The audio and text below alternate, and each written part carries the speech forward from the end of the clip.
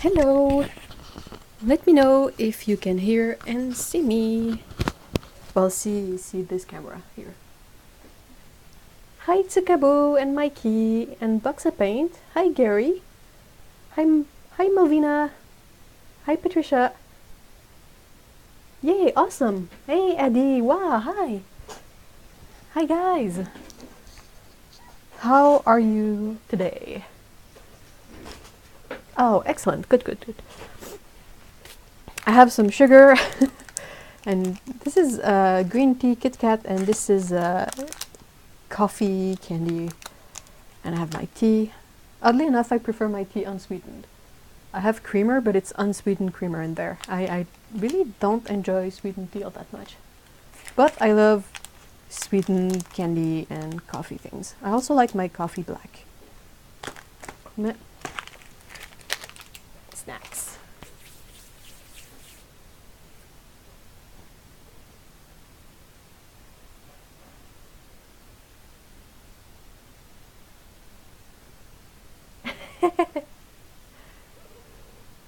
Ah.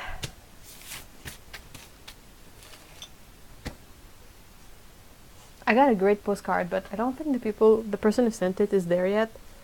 But Lana sent me this postcard that I got this week. And what did she call it? She called it the booby camel. I can see why. I'm just like, and it's missing a leg. Poor thing, it has 3 legs instead of 4. So yep, definitely going in the collection with the other postcards. This is definitely worth it. PJ Tips and Trivia. PJ Tips is a British tea, right? If I remember correctly. I don't think we have it here. I usually have either black tea, Earl Grey, or chai, personally.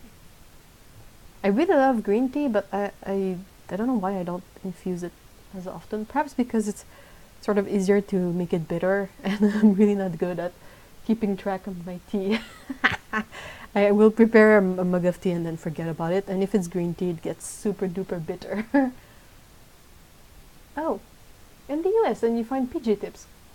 PG, yeah. I've already said this, but the G and J is super confusing for me because the way we call these letter is the other way around in French. What you call G is RG, and what you call J is RG. So I'm always messed up with that.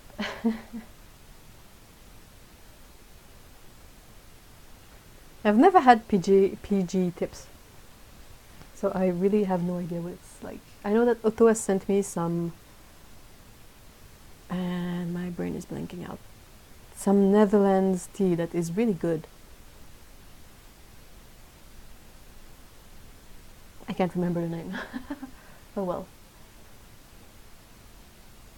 Hey Amisha, hey Joy. How are you guys? I'm a transplant to the UK, but Lipton is still my fave. Oh really? I don't know, Lipton here has been a bit lackluster, but perhaps I haven't tried the ones that are worth trying, you know? There's such a big display of Lipton and you have all sorts of things, from like super fruity flavory to green and black tea, so I never quite know. Since I can't have the teas, they contain oxalates. Yeah. What do you like to drink, Mikey? Do you have a favorite hot beverage? Super strong tea and from Texas makes the best iced tea. Oh. Huh. Have you tried Tetley? I've tried it some time ago. I know I've seen it at the grocery store, but I think the one I had bought was like a super fruity, like apple or something, and I think I may have outgrown the taste before giving the thing a full chance. I should try like black tea by Tetley just to see how I like it. Is my mic too close to my mouth? There you go. Is this better? I think it's muffled because it's partway in my sweater, but I don't see how I could do this better. Their black tea is great. Okay, I'll check it out. I usually order my black tea in bulk from nuts.com. The African Kenya tea is really delicious. I'm a coffee drinker either way. I've been since I was a kid, and my mom used to mix milk and sugar in. Oh, good. I'm glad that's better. I love coffee, but it's hard on the stomach, so I try to limit my my coffee. I mostly eat those. They're really good, and they don't have any dairy in them, which is, well, the Kit Kat has a bit of dairy, but I've had one of these and it didn't get it too much pain, so well, I didn't get any, so I think that's fair.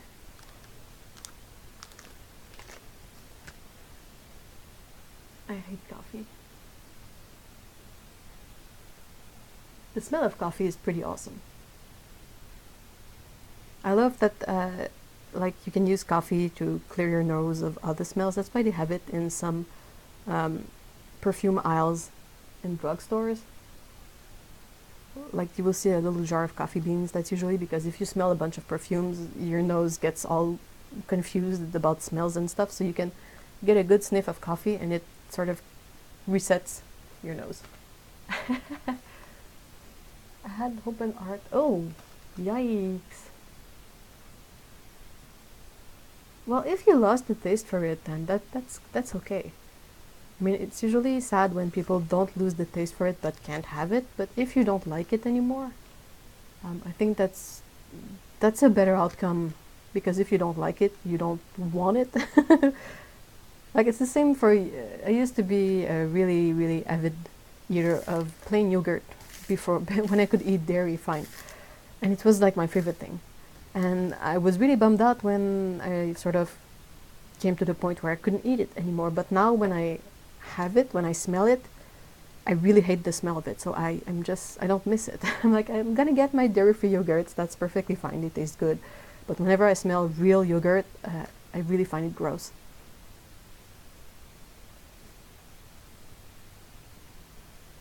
Oh, yikes. I did look up coffee nibs, and the second to last ingredient, oh yeah, whey protein is really not for me. I cannot have dairy protein. It's the one thing that has the most bad effect on me. Like if something has butter in it, I'm usually fine. The least protein in something with dairy, I know that there is the least chance of me feeling not great. But everything that has dairy protein, or like full milk powder, I know I'm not gonna touch that. Yogurt is awful. Cream is really bad too. I gave up tea for coffee, which I grew to love. Oh. Aww. My grandma used to make coffee every morning when I was little. Since then, it's been a sort of comfort smell. I have a I have a different take on coffee. Like the smell is fine, but then like my parents would drink it when I was a kid, and you know what, when you're a kid, parents tend to talk really close to your face, and there would be this dreadful the coffee breath, and I was always like, yikes, why, how can something that smells so good make for a breath that is so gross? You know. So yeah. PG tips. What kind of tea is PG tips? PG tips. Is it like green tea, black tea, or do they have flavored teas, or what is it? I love Starbucks really dark coffee. They say when you lose so much blood. Oh yeah, really? Oh. Yikes. You should make a coffee aftershave. You should make everything like coffee. Or vanilla. Everything vanilla. So you could have egg noodles with butter. Yeah, but it really depends on the butter. Some butter have a really cheesy smell, and those really gross me out too. So I don't seek butter, but if it's in something, like if it's in a croissant, I will eat the croissant anyway. And aside from being a really fatty breakfast, no biggie, you know, I don't have the same pains. But if I eat something that has, once I ate like half an ounce of mozzarella cheese, and I woke up in the middle of the night and I was like, what is this pain? I'm dying. What is going on with me? And then I sort of connected together that the tiny amount of cheese I had was causing me this tremendous amount of pain. And I was like, ah, okay, never again. No, my parents don't smoke. They never smoked, I think. But that's another one that you're like, well, the smoke itself from a cigarette is already bad. But then when you speak, like when you have a coworker that comes back from their cigarette break, and like their whole person reeks of this after smoke smell that is absolutely disgusting. It's like wet cigarette smell. Oh, I can't. I just can't. I'm really grossed out by it. I need to sketch something, right? No, not pain au chocolat. Chocolatine. I'm of the chocolatine conviction.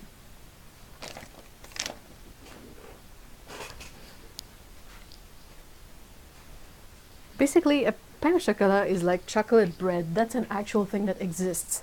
While chocolatine is a croissant with chocolate.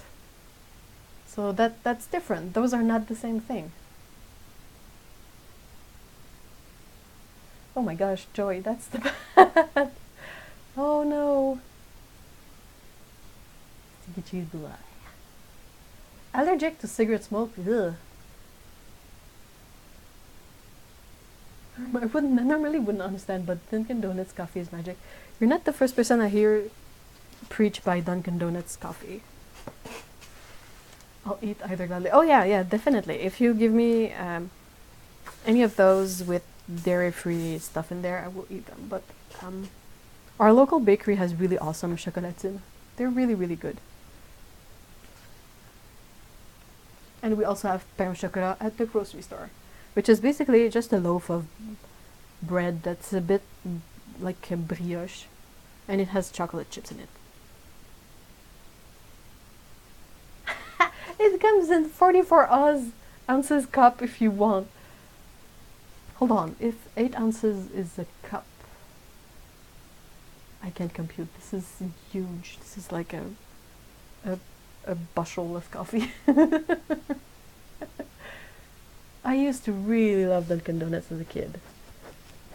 Like we would go there. They used to be more common here in Quebec, and we would go there for like desserts sometime.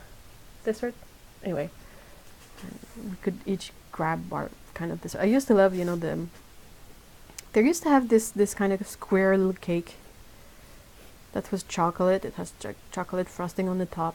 And it has these, the chocolate non-pareil, the bits. They're like the sprinkles that are like just like these tiny cylinders of chocolate. It would be covered with this stuff. And it would have like, I think, a cherry on top. That was my favorite pick as a kid. But we would also often get like a box of donuts. Though Dunkin' donuts are really gross the next day. Like the icing sort of melts. It's really weird.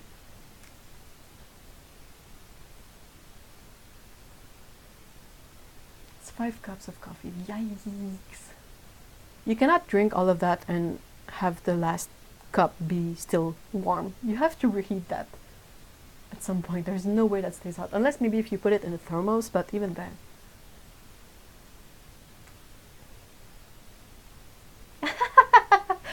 Michelle, that's so funny.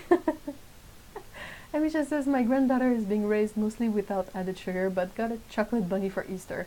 After she kept repeating chocolate in a kind of daze. That's funny. Hey, Heather!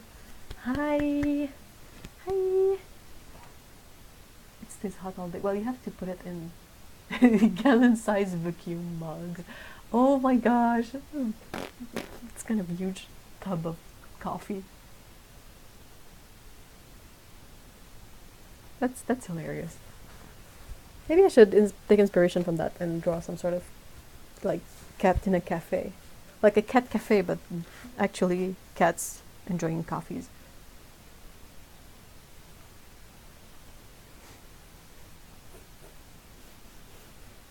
I don't have any reference, so that's gonna be whatever it is. From the brain. Let's make this some sort of cash register. Have a couple of thingamajigs here. Counter. Someone working the counter.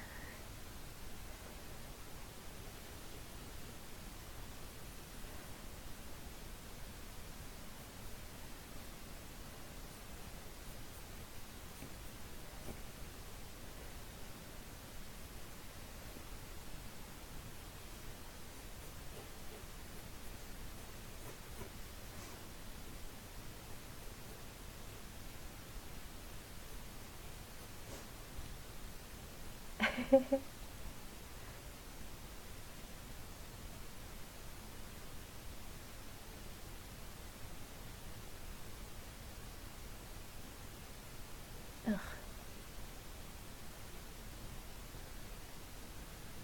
Cats on catnip coffee. Catnip tea. You can have catnip and tea for humans.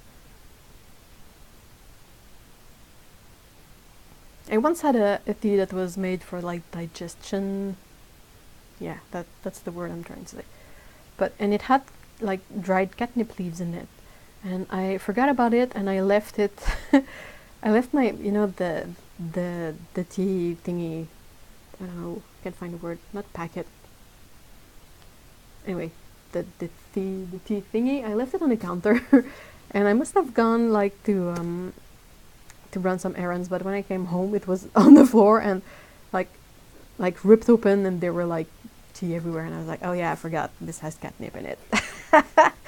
So that was funny.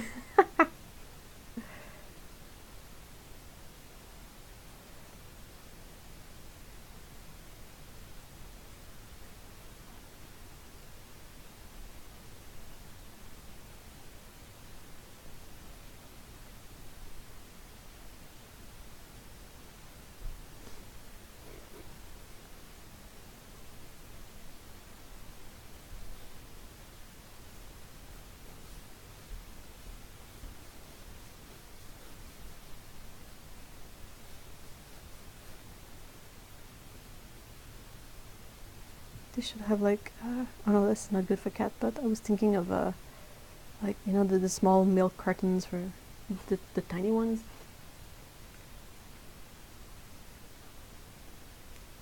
Oh, none of them will be glued to their cell phone, of course. I am old enough that I remember a time without cell phones, so it's not my default thing. Unless the point is to have like someone using a cell phone in a scene, I don't think of cell phone as a as a thing that's, part of everyday life. I don't even use mine all that much. Catnip tea for people with the smell of fresh hay. I don't know. Hey, happy birthday, Mikey. It's not today, but it's soon.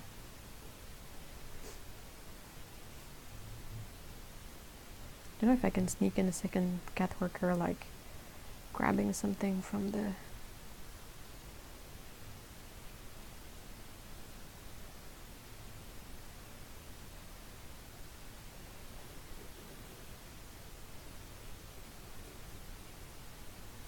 have like a kiddo.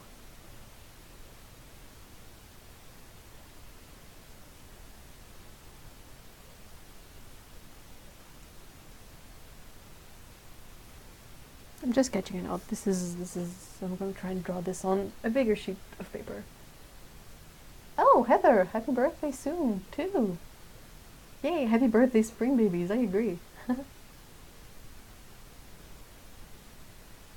Oh my gosh, so many spring babies in there. Oh.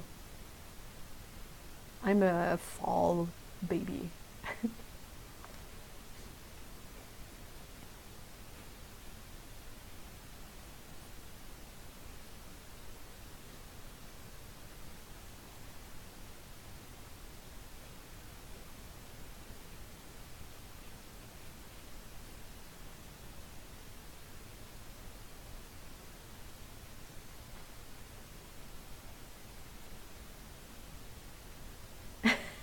Not today, but soon.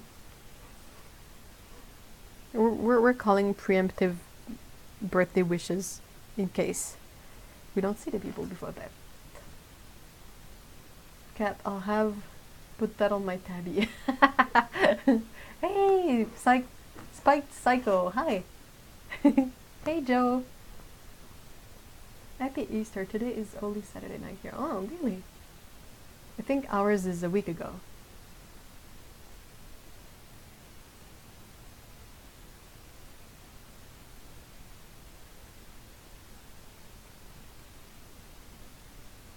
Yeah, mine is in 5 months or so. Yeah.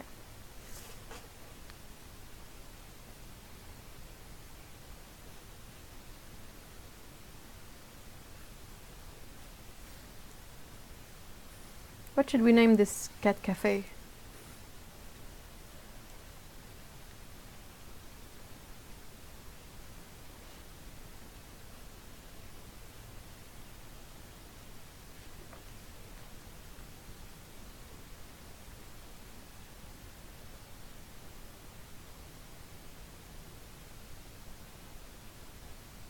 Oh, the bus.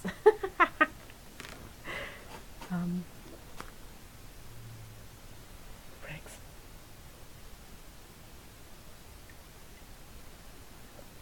Hey, happy late birthday, Joy. 14, wow. Pretty sure you're the youngest in the chat. It's nice. I love that we have like a great big range of people in there. Lots of different experiences.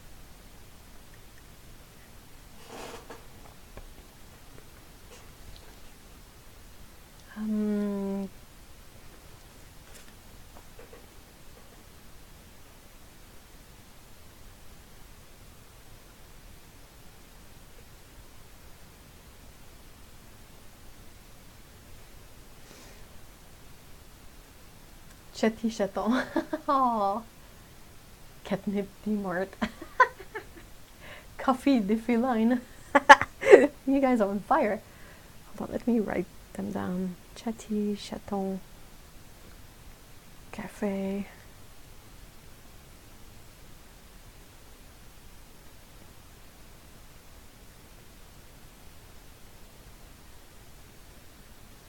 Clawfully delicious.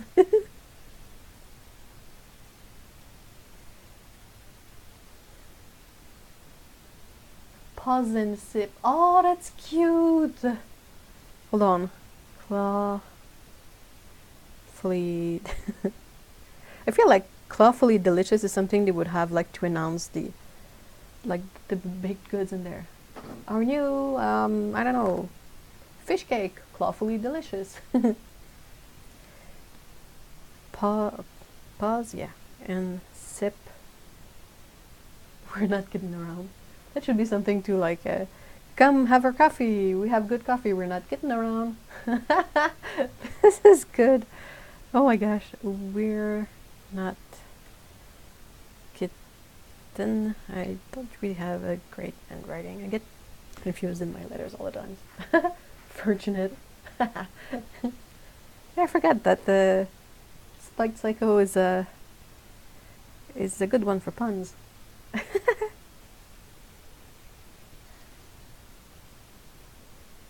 Feeling the jitters. Yeah, that's what happens after the coffee, I think.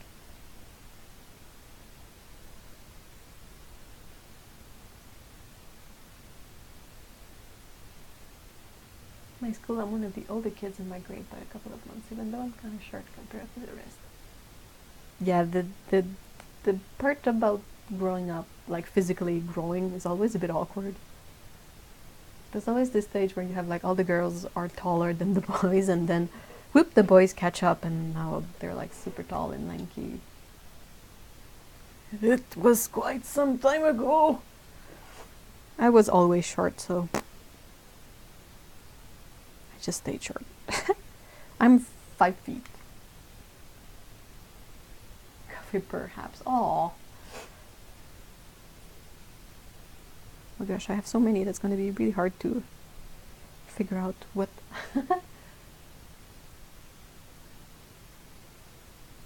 Hey, I won't be able to say your name, but hi.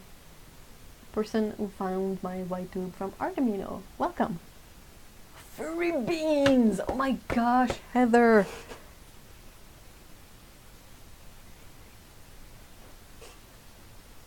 Pardon me. Oh no.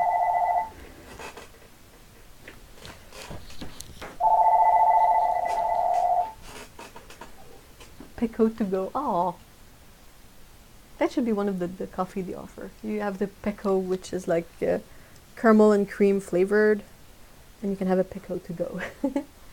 Scout one would be a really dark brew with perhaps chocolate in there.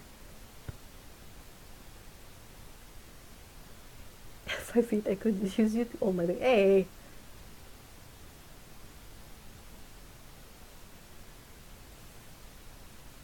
pause the coffee.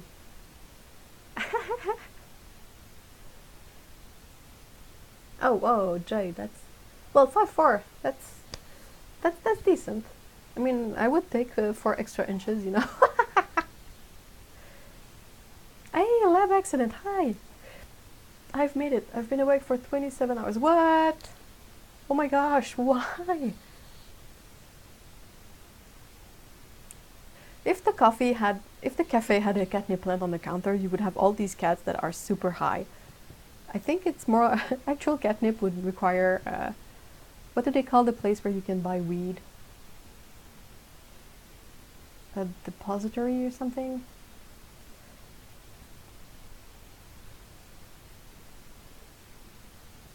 Because I had never seen that before, but Sukubu sent me fresh catnip. A dispensary, thank you so much. I will write that because that could be fun. The catnip dispensary. Everybody is like super extremely riled up. Because every time I try to sleep, I wake up with nausea. Oh no, stomach bug, housemate had it. Oh no, I'm so sorry. It's already bad to be awake for 27 hours, but it's even worse when it's because you're ill. Hey, Otto! Hi! So glad to see you.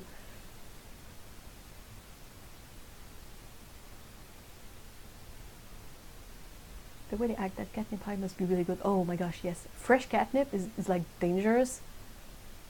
Like if you they will bite your fingers to get to it. So it's always like, okay, have it.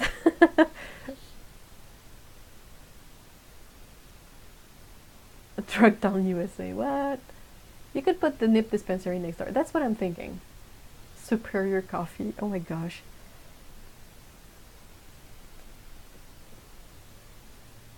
Superior cafe. I think I will maybe go with furry beans. Really speaks to me, and pause and sip. Tough choice. Today we are gonna be drawing a cat cafe, a different kind of cat cafe, where it's cats that go to get coffee. And yeah, I was like, everybody was pitching ideas on how to name the cafe, which is the list I have here. We're not getting around. I'm gonna try to fit.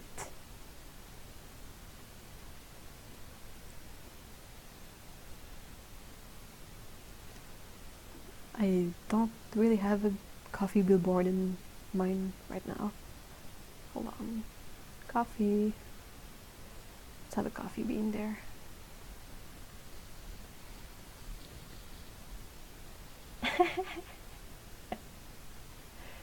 Imagine you see FBI cats breaking in the cafe for illegal substances, aka catnip. Oh my gosh, can you imagine how stressful that would be? Everybody is like super riled up because of the catnip, and then you have like a super tense situation where people come in and are like, what are you doing? And like everybody's already super tense and like angry. My cats get mean on catnip. Yeah, the DEA.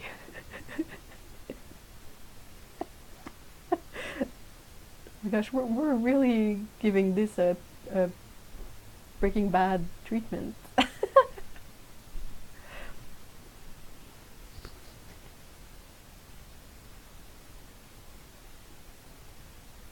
I think all the teas would be catnip.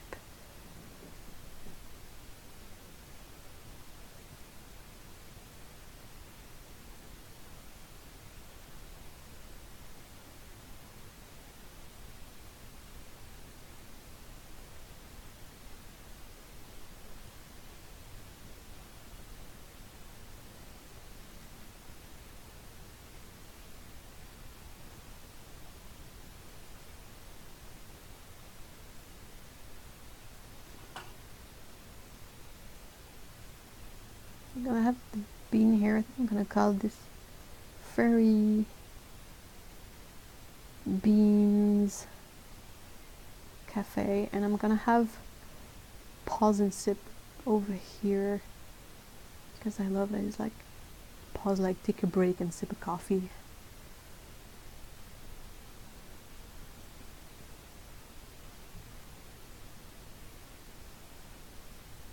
You could have like this one. I know it's gonna be hard to see because this is a sketch, but this one could be a superior black, like for the coffee.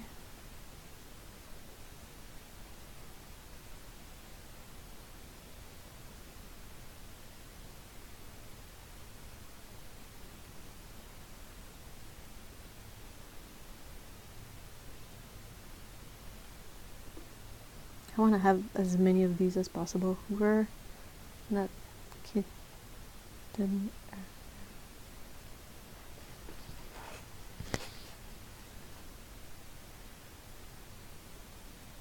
Breaking Bad Kitten Edition. That's so bad.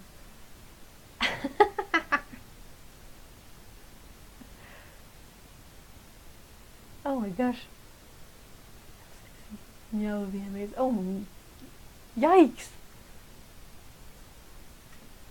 Coincidentally, my elf class right now is teaching lessons about illegal drugs. Yeah.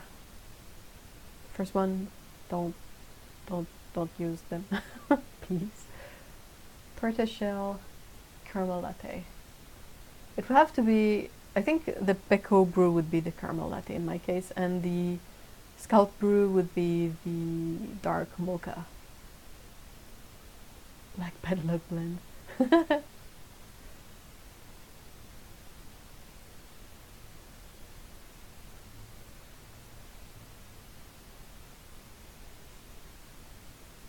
The only thing you need to know about drugs is stay away. That's a good place to start.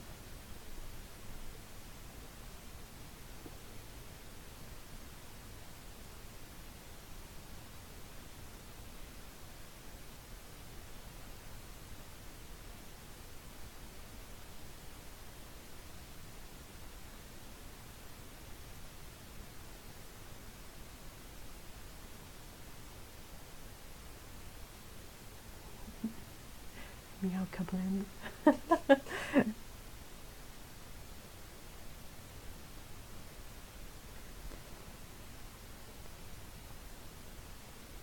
Okay, let's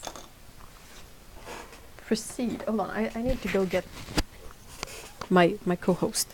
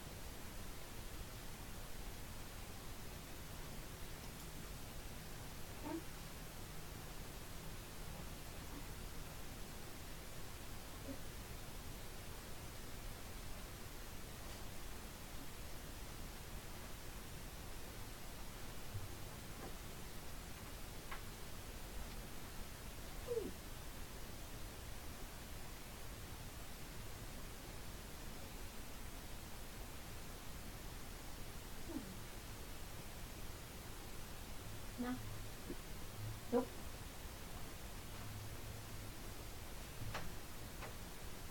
No, that's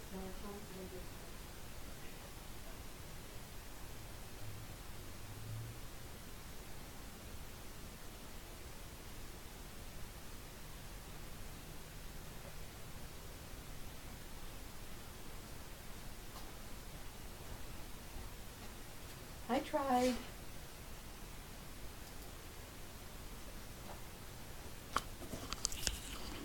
I tried. She doesn't want to stay.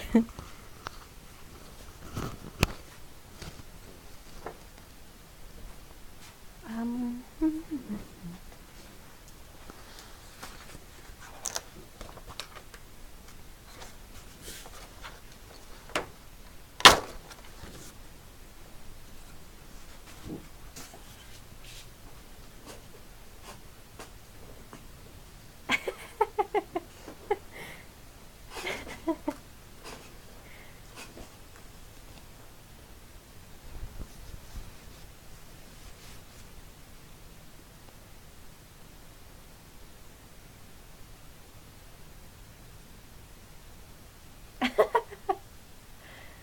tried, but I think she's really, really into the pile of warm laundry that's in the other room.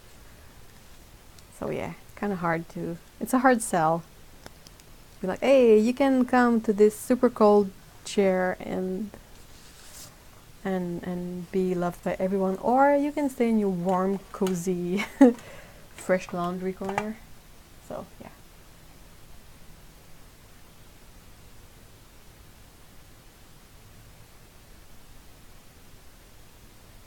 Yeah, it's a hard thing for any critter to deny.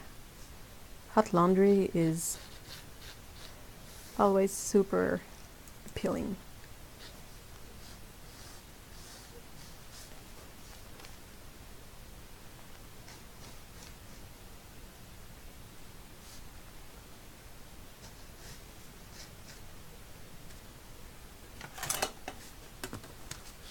It's always good to just make sure that everything is not too skewed.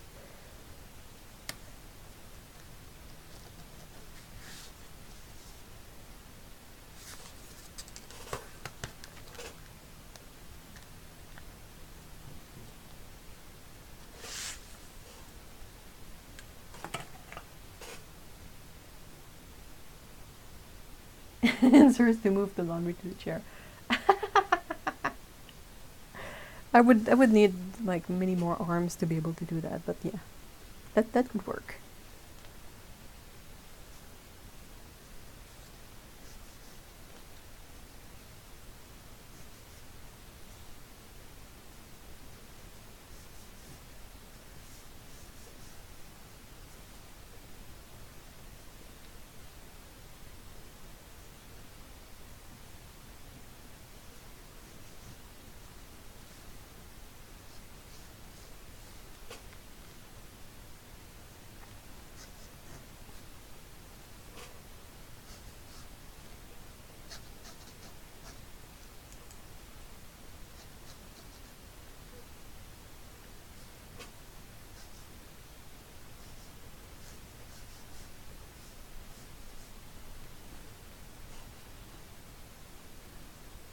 When I get bored, I doodle concept cars. Whoa.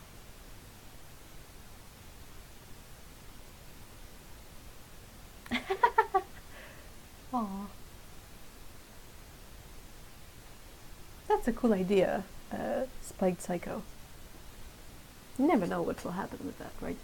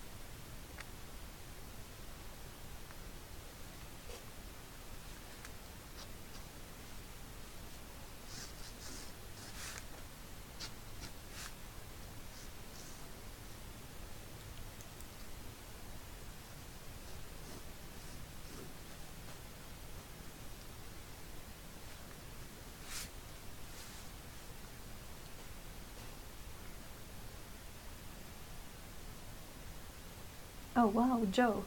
That's cool. Do you know of Val? Her channel is Drawing with Fire. She does pyrography as well. I am way too impatient to consider it. I don't. I really can't make it work for me.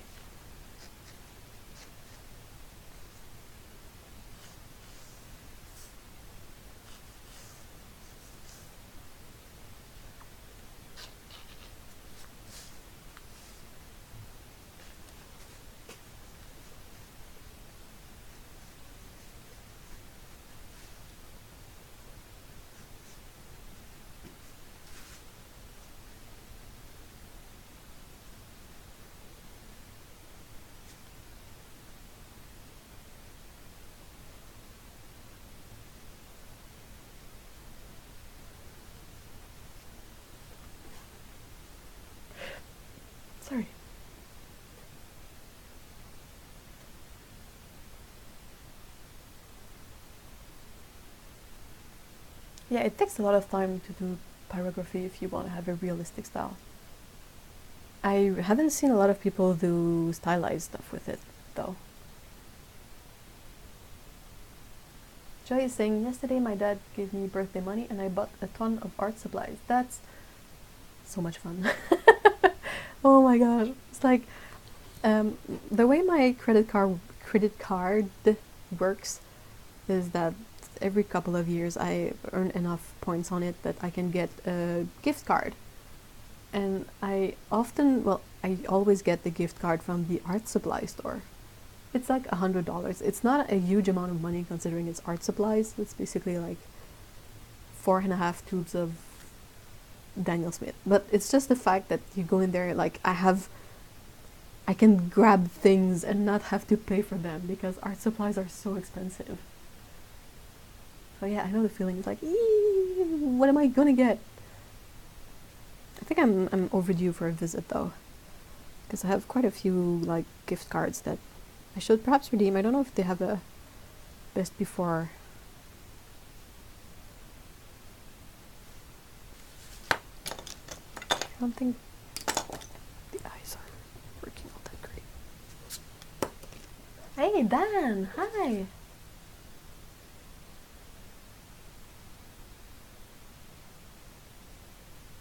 Recollet tea. Oh, that's cute. I was looking for ideas for the tea, so I'm gonna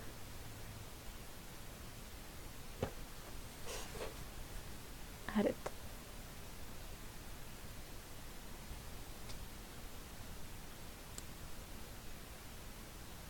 I usually hit the Serre. It's the only one I have around here that's a bit more easy to find. The other ones I have access to are all like one single location. I was like perusing the Serre's website the other day. It's what I like to call research. I think I mentioned this before, but I often visit art stores like the website just to get a feel for what is available, for how much, and you know, that kind of stuff. And I gotta say, I was a bit bummed out when I was looking at this because I was like, well, I know I have these gift cards, but I was looking at it and I was like, I have no idea what I'm gonna buy with them. Because I don't... What they offer is either exciting but so overpriced that it ruins the excitement, or not exciting. So I was like, and I was counting the my stash of Arches cold press, and I have like 16 pads. I don't need any more. I am good. So yeah, I was a bit bummed. I was looking at my gift cards and I was like, I have no idea what to spend these on, which is such an alien feeling. Also not exactly fun, but yeah, that's where I am. I'm also trying, like, I cut down on a lot of supplies and I gave a lot away to my friends and all of that. And I don't want to, you know, I'm trying to cut down on the stuff that I don't use. So I don't want to get into something new and start buying things just because, but I really don't know how to make the best of these gift cards that I have.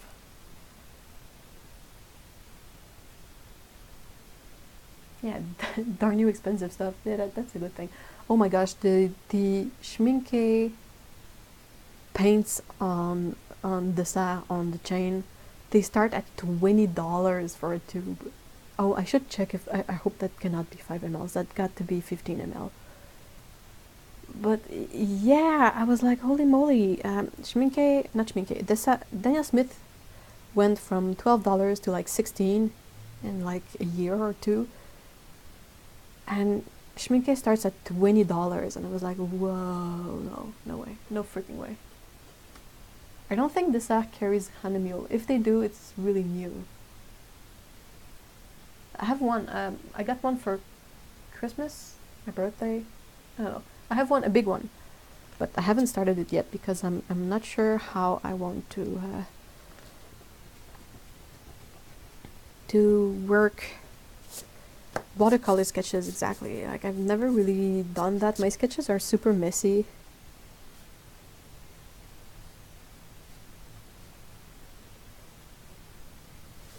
So I am not quite sure how to make this Hey, Lena! I've shown your ugly postcard in the beginning. The booby camel. Oh my gosh, it made me laugh really bad in the in the post office.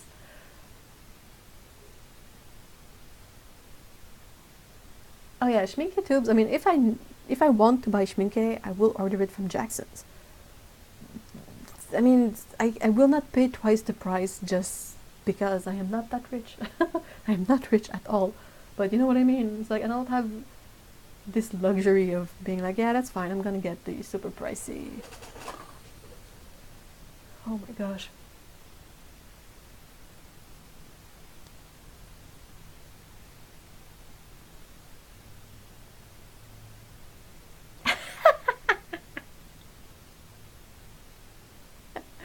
It came in a set and I thought it's just perfect for the same. It is. I was also mentioning the fact that this poor camel has only 3 legs.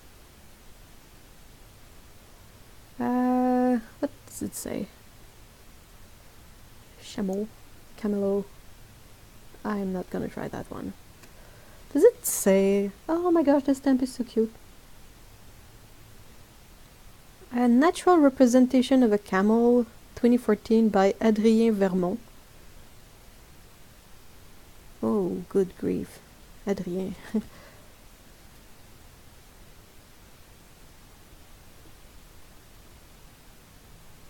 I think the face is really fun. But then there are weird things that happens everywhere else, and you're like, the 3 legs are weird, the bum hole is weird, the booby... I don't know. I don't even know. I love the color palette and the 3-legged booby camel. Yeah, it's a nice color palette, agreed. It's just so weird. Unnatural representation, yeah. Oh, what did you order, Dan? Come on, come on. We need to live vicariously through you. Just bought the 24 half pan schminke you always. It's only 130. Yeah, I know it's not cheap. It's really not cheap. But at least for that price, you get something awesome. Like, I've seen things that are priced really high and you don't get the same level of usefulness or awesomeness from the thing. So,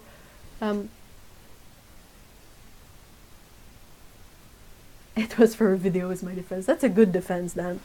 I've used that one often as well. I'm pretty sure Otto has as well. Well, I need this for a video. Yeah, there it is.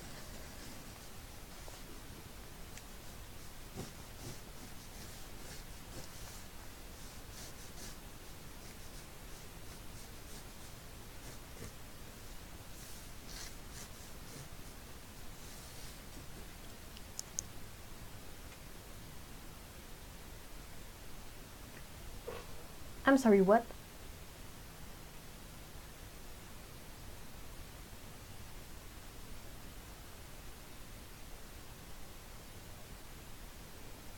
Oh my gosh, Dan, you tease. That's awful. That's awful. Yeah, I was like losing my brain right here too. Because Dan says, all of the Daniel Smith colors. There's like 200 something of them. That's kind of an insane amount of money. So everybody, but well, Otto was like, all of them! And in my brain I was like, all of them? Hey, speaking of Daniel Smith, has anyone bought the new colors?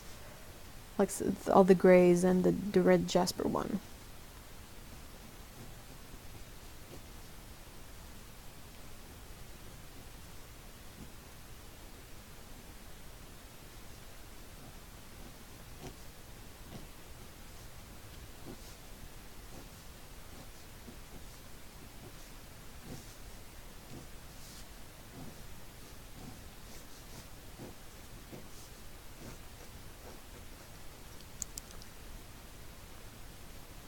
I'm falling for Winsor Newton Yellow Titanite, and of course it's limited edition.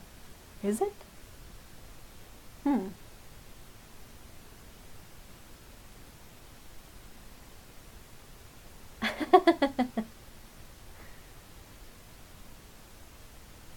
I don't need watercolors. I don't need yeah, I don't know. Well, the thing is, I need watercolors because I use them, you know? Like, I don't feel bad about getting some, but it's just like, a part of me is always relieved when I see that there's nothing new and incredibly awesome from like Schminke or, you know, because when I see like they've come out with some awesome set or something, I'm always like, no. I know I'm gonna falter and get it and really enjoy it, but still it's like, ouch. I could really do without this extra expense, but at the same time I'm always like, yay, new colors.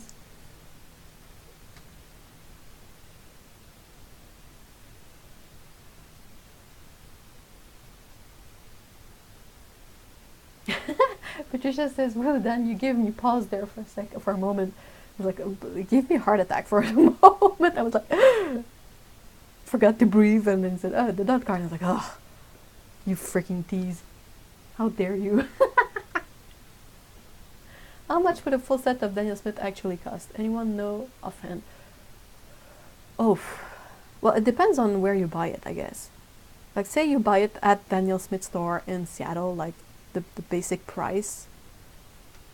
I don't think a tube is under $12, and I think they can go as far as like 20 something for like Lipi Lazuli for a tube. And you gotta consider there's like a scary number of colors in there. Oh yeah, many hundred. I think it would be a couple of thousands. I think it could easily be 3-4 thousands. Yeah, it's gotta be somewhere around 5+ thousand. Yeah, exactly. It's insane. So I see that no one seemed to have gotten the grays.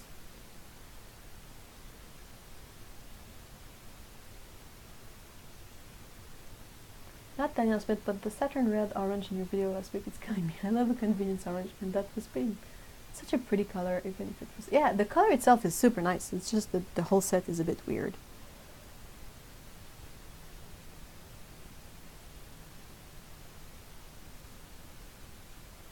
Joy, I would recommend, Joy is saying, I'm wondering to whether or not try out the Reeves watercolors in tubes. I would suggest, personally, to save up and buy something a bit better. I mean, the Reeves watercolors in tube might be tempting, but they are not super awesome quality. They're quite chalky, I think, and you'd be better served by buying less color, but of better quality, I feel.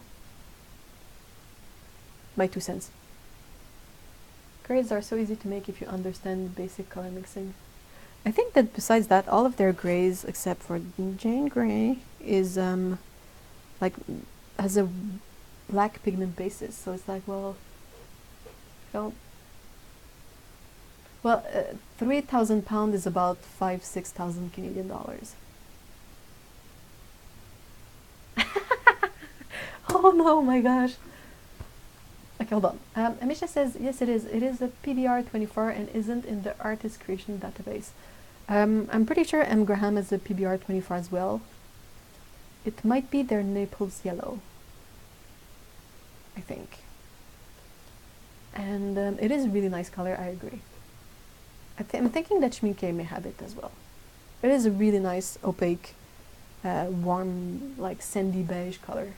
Reminds me of like warm dessert, the place, not the food.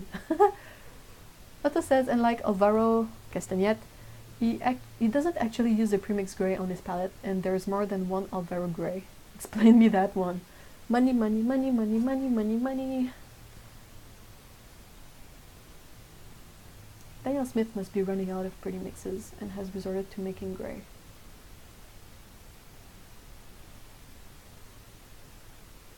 White Knights are good.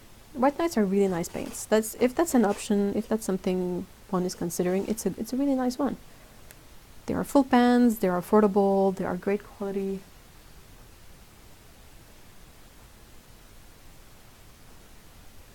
How many Schminke sets do you have at this point? A lot. I have a drawer only for schminke, I'll say that. How about that?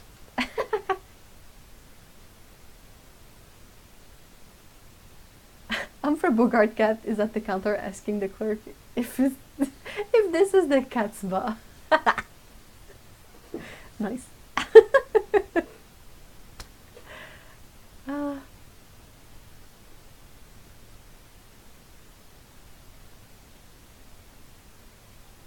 oh my gosh, Cotman, stop it. Stop it! No, I'm kidding.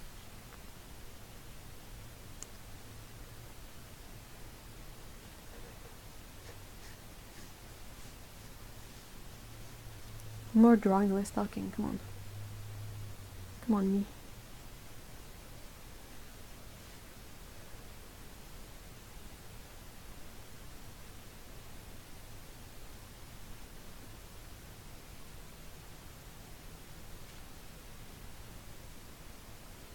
Free beans, what am I doing?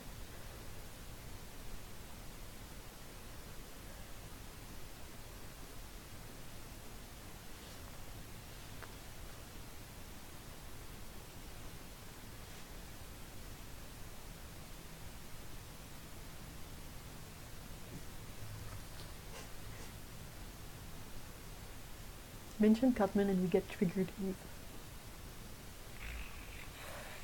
I'm hissing. Cutman equals squaring on this channel. I had a really Cutman day, telling you. It's awful. Still scared to use my schminke palette. I know I won't waste the paint, but I can't convince the other voicemail. Oh, aww.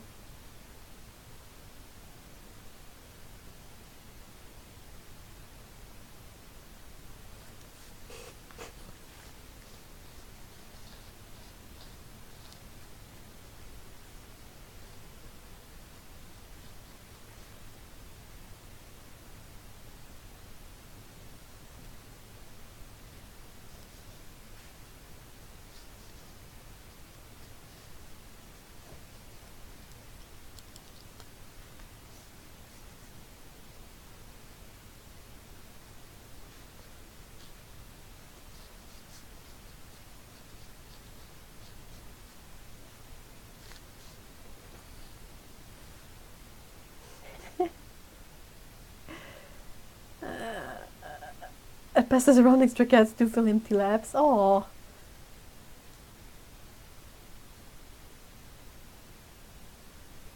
You have to use all the paint you get, otherwise it's not worth having.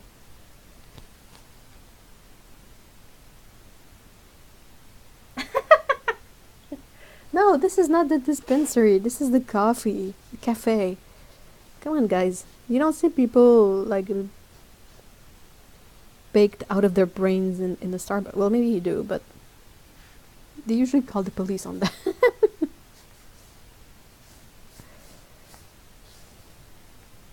Smudging this all over.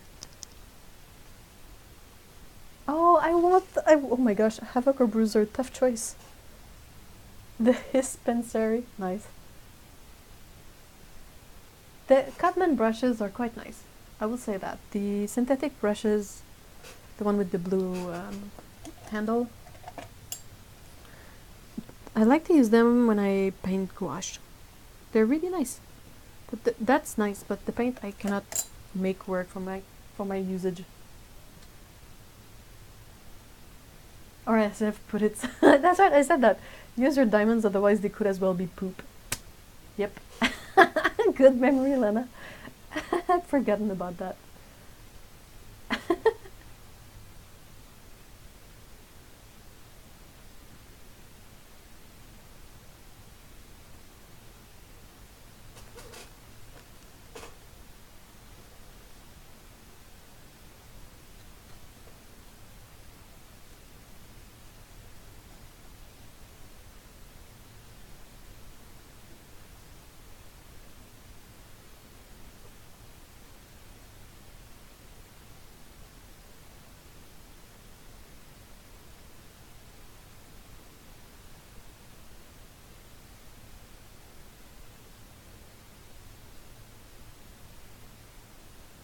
I was thinking I would make some of these taiyakis because they're shaped like a fishy. I felt like it would fit nicely with the theme.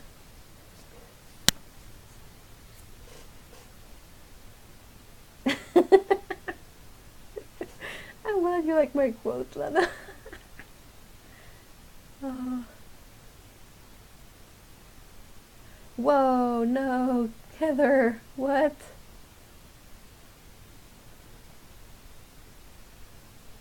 I had one the other day as well. And you have to sort of run around after a cat trying to clean their bum.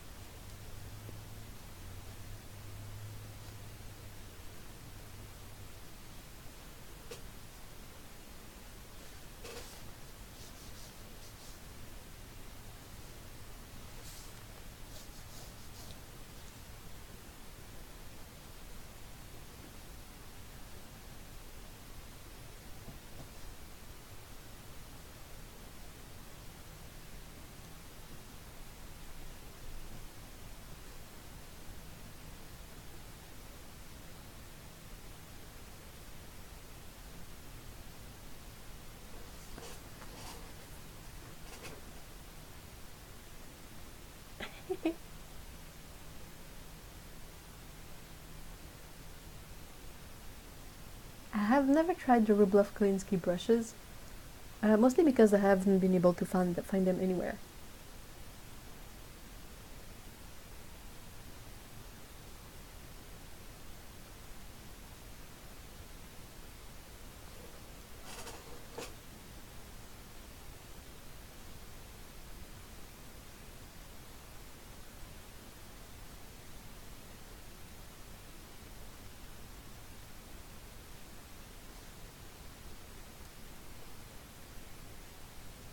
I don't think I'm gonna shape some of these pastries like, you know, canned food when you empty the can and it's like a cake of gook.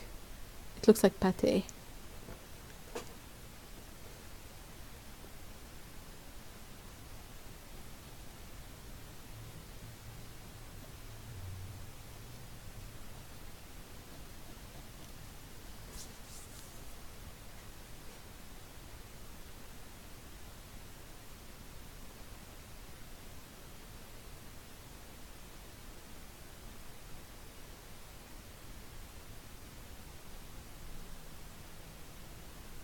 A deleter Menso brush. Yeah, I have them. Not the deleted. Well, I do have the deleted ones, I think. I don't remember where they're at though. I think I stored them because I didn't use them. There is a really nice Menso.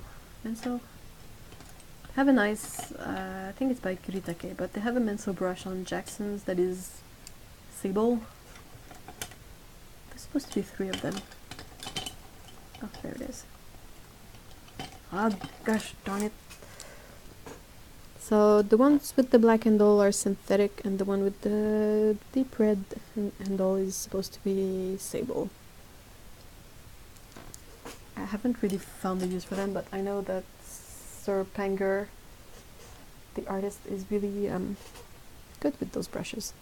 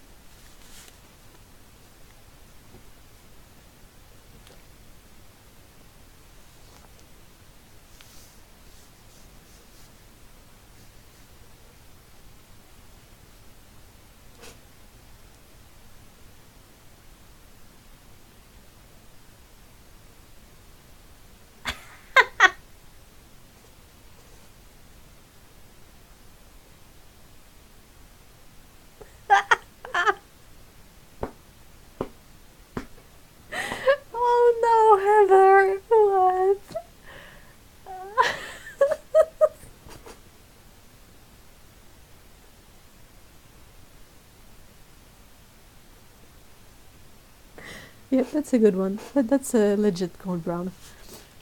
Oh no.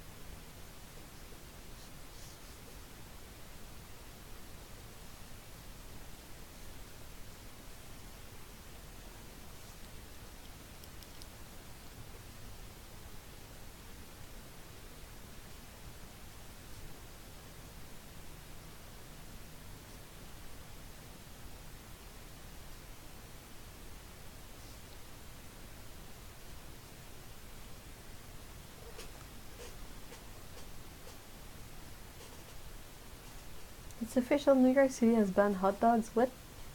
Have they? What? Okay, that's cool. Joy, if you prefer to stay away, they have the synthetic ones as well, which seem to be pretty great.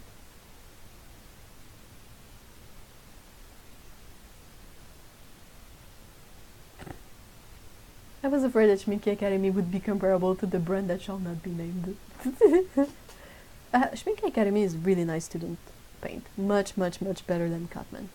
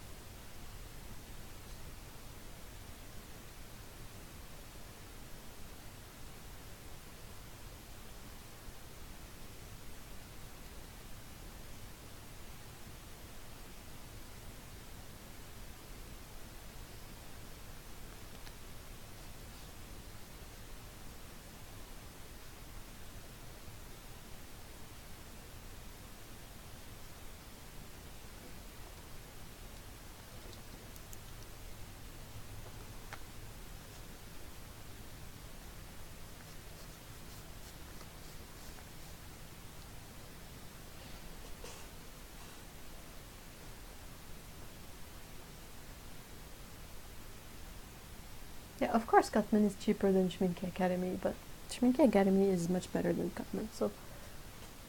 I mean, you get what you pay for. I like everyone either loves Cotman or hates Cotman, there's none between, that's true. I do think that perhaps people get better results using Cotman fresh from the tube, maybe. I just don't like them.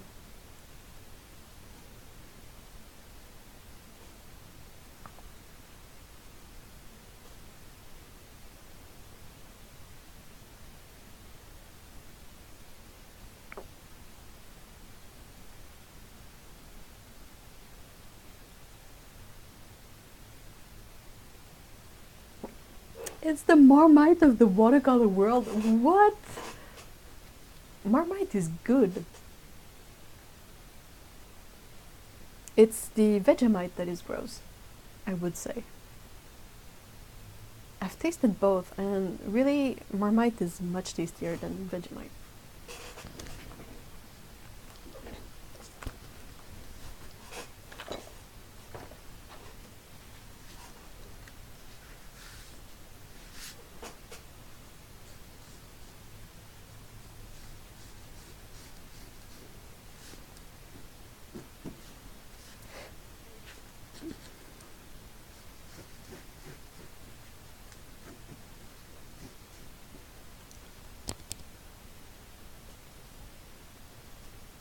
Yeah, but people either really hate it or love Marmite. That's true. Oh, in that sense, yeah, I agree. Dan says Marmite is vile. That's because you haven't tasted Vegemite, I would venture. Because Vegemite is worse, if you can imagine. Take your dislike of Marmite and make it even worse.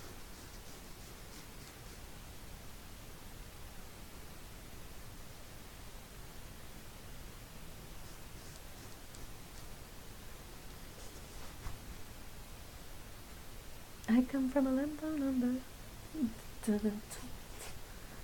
Yeah. I considered getting Schminke Academy, but it's really hard getting them here in the States, especially how expensive the shipping is. It is. The best chance you maybe have at getting the set is you wait until it's near the holiday season and you check on Jackson's. They often have the Academy set with the special tin at that time because they don't have it the rest of the year, I'm fairly sure. And they sort of hide it in the gifts section. If you search in the Schminke watercolor section, it's not going to be there. You have to go look in the gift section.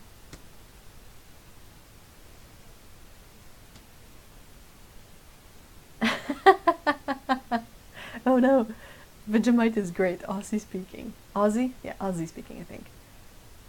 I don't know, I prefer Marmite personally.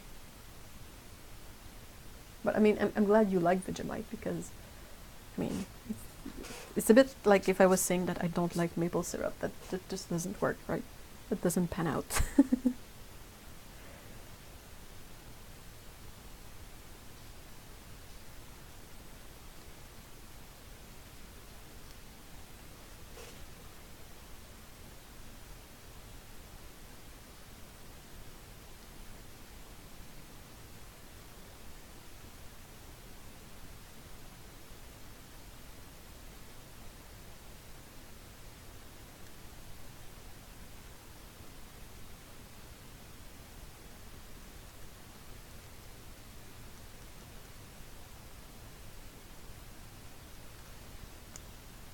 Just avoid the Beauvril. Oh.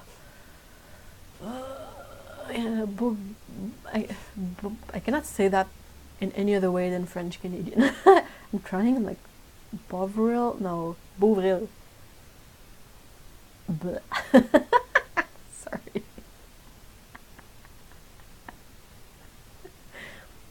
Oh, that's a good recommendation. Amisha says to Joy that the Daniel Smith Essential set is about $35 for 6 colors in 5 ml tubes. It's a good split primary set.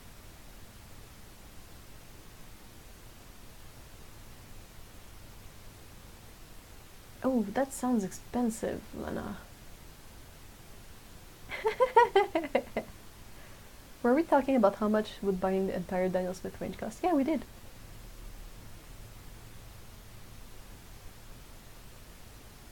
It costs £3,170 and then depends. I don't know. You're like your tiny thingies are weird. Sorry. Yeah. So that's about double that if you want to have it in Canadian dollars. What's Beauvril? It's beef based soup extract. Yeah, it's beef broth essentially, only really thick and full of like salt and it's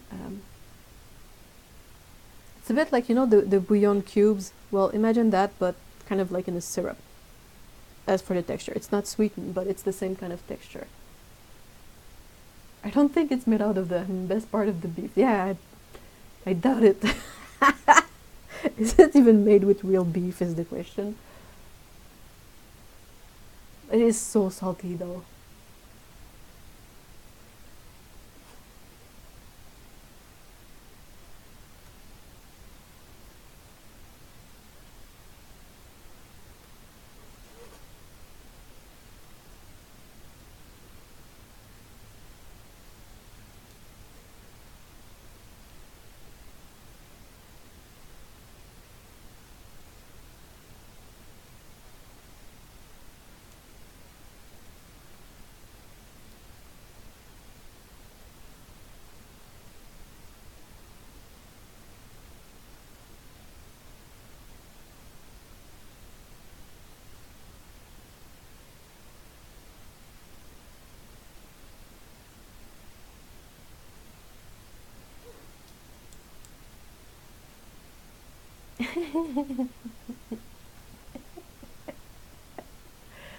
We also sometimes use shillings, 2 pence, souls, and small children as currency.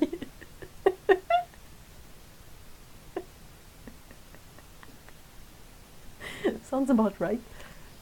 Am I the only one that used to drink OXO cubes as hot soups? I would make like instant soup with the powdered chicken stock. I don't think my mom would have any kind of cubes at home. You can feel your rings sticking to your fingers after a bowl. Wow!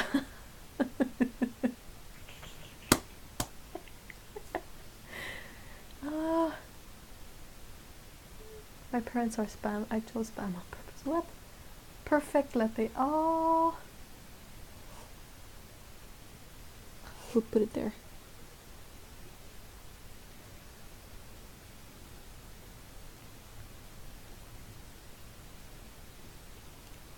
What was the other one we had? You can spell eucalypt. What? Darn it.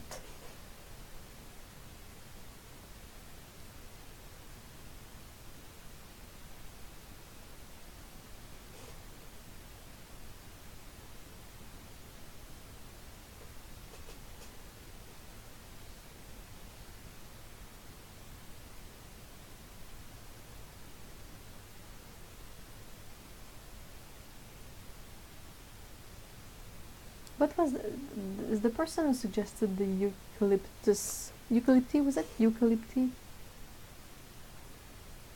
Crud. Random fact, do you remember the OXO family? The daughter was my sister. Whoa, what?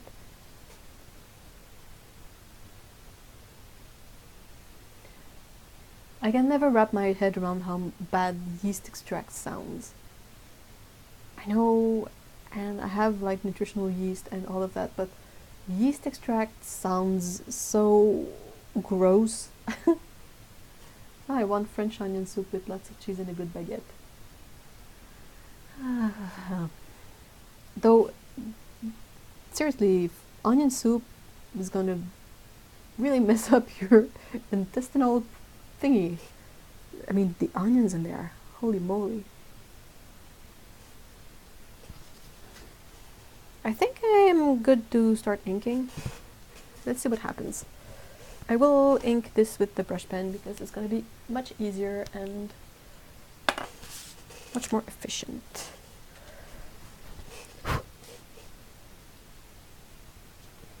It's already been like an hour and a half, so.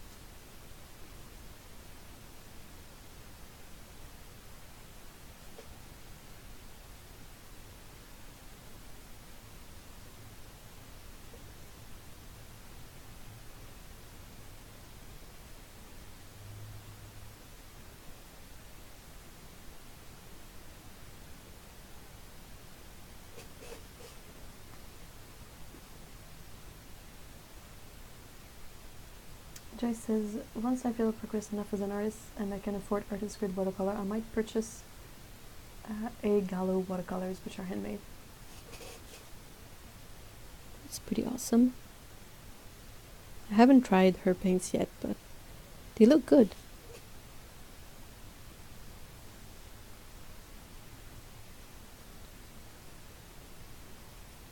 I don't know why I have this feeling, but I always feel like holy crap, what was I doing with that hand?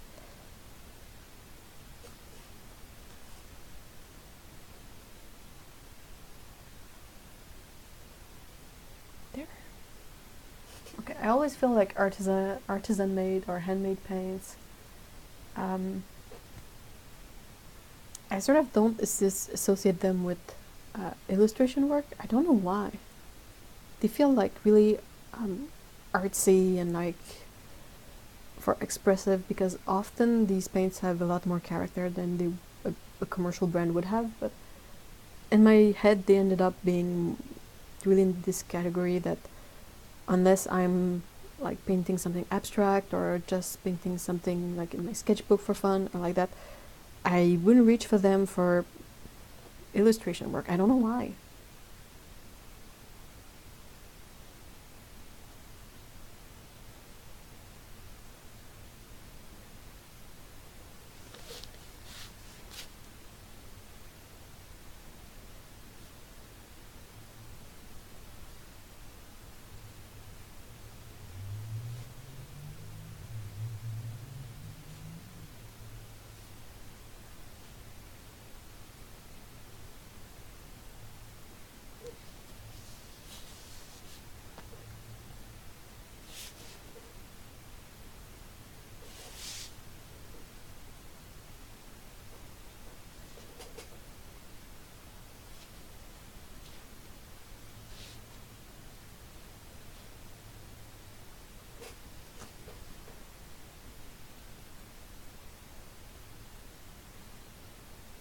Dan says, strangely, I prefer to use the handmade paints for illustration. Huh.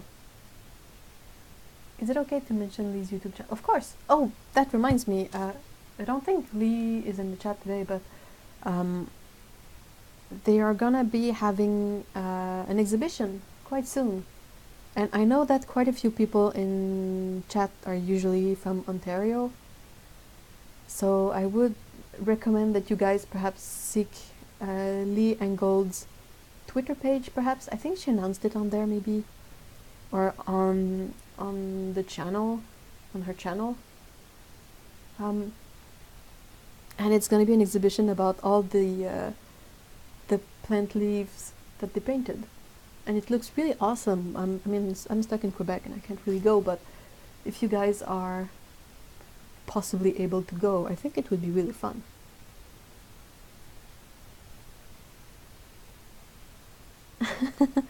Aww.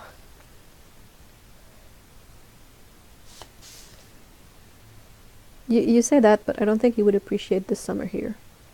Or the winters. It's pretty brutal.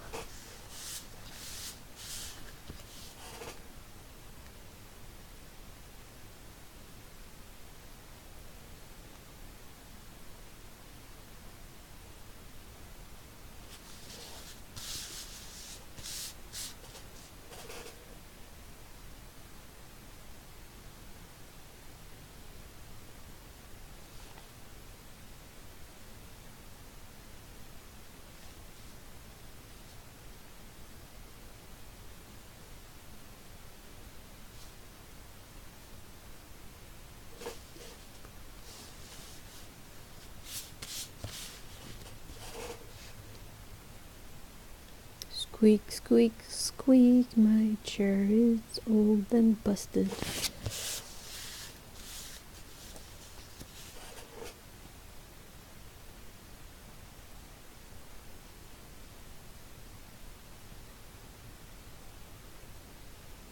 I hope Heather is surviving the code brown.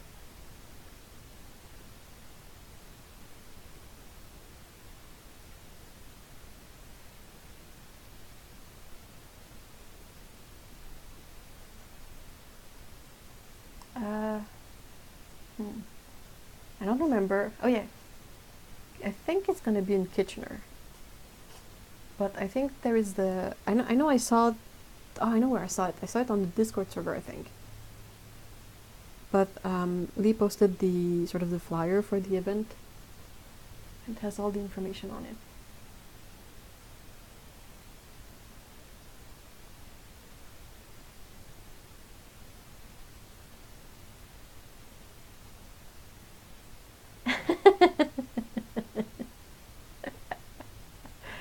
Oh my gosh, yeah, Dan. Summers are gross.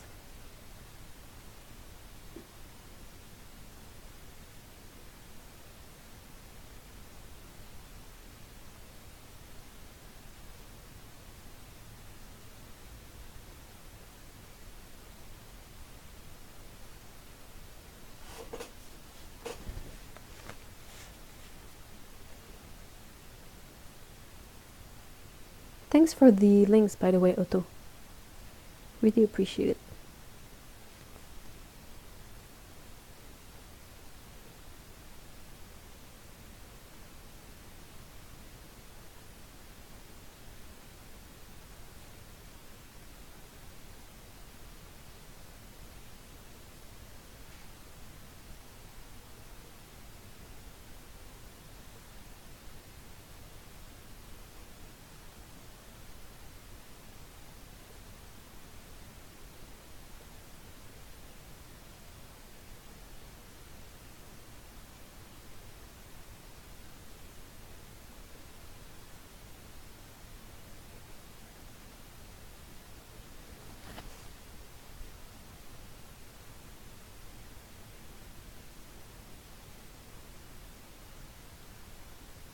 Are summers better in BC? I don't know.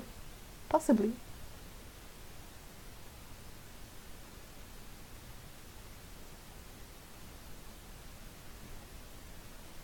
Oh yeah, that's right. BC has has the wildfire, so I'm not quite sure that's an improvement.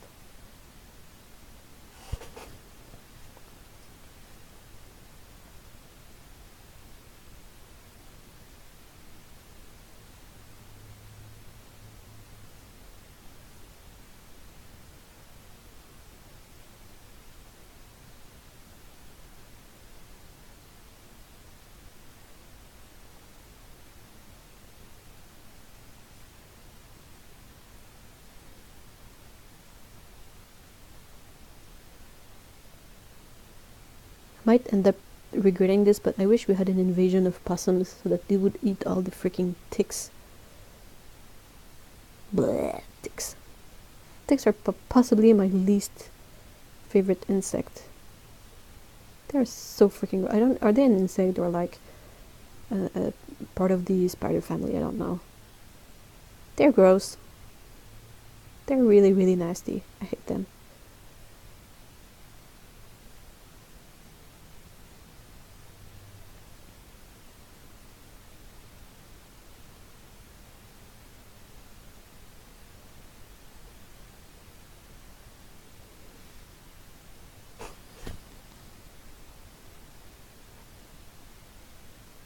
Edinburgh looks really, really awesome.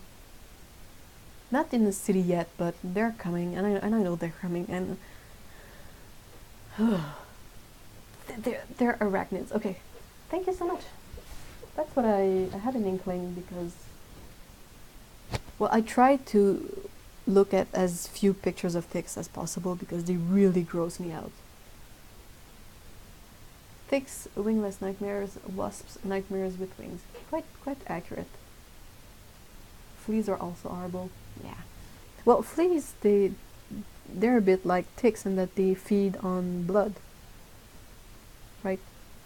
So they kind of have the same impact. Though I don't think fleas... Can fleas give you diseases?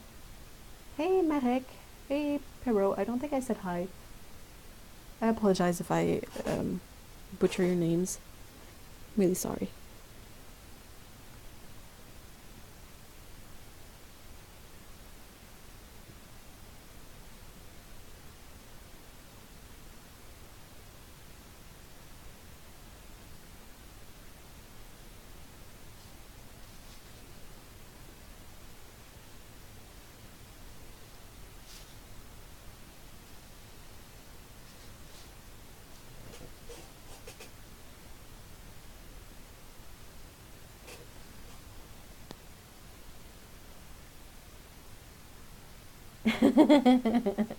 Yeah, we all need to move to Edinburgh. I'm not sure about the colony though. The only colonies I've heard of are the hippie crunchy types of colonies, and I'm not super keen on them. They spread a few. Ugh.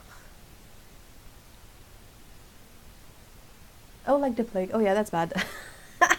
That's pretty bad.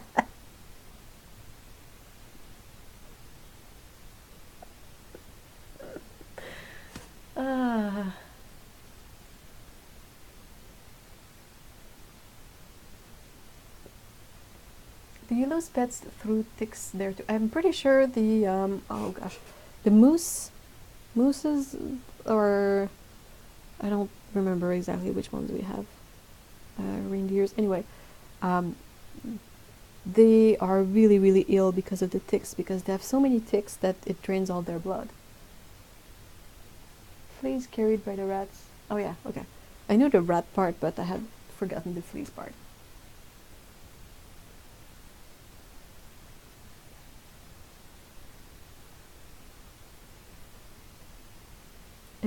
Edinburgh. Nice.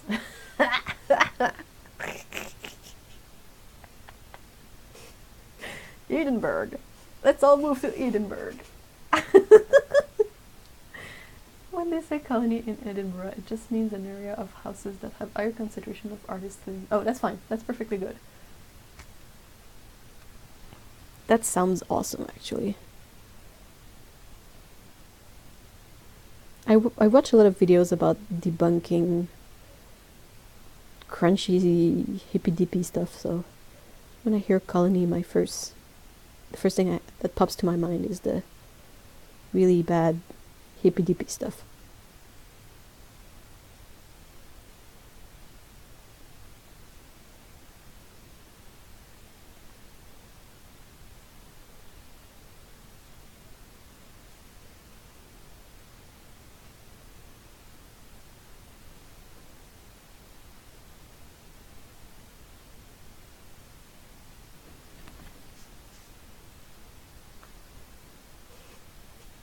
Okay.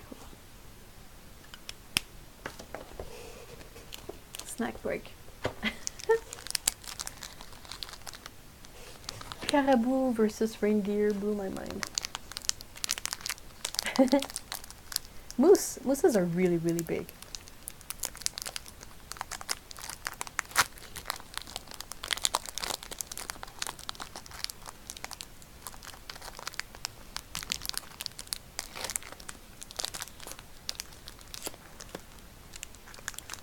Good grief, Kit Kat. Stop melting and collaborate with me. Hope.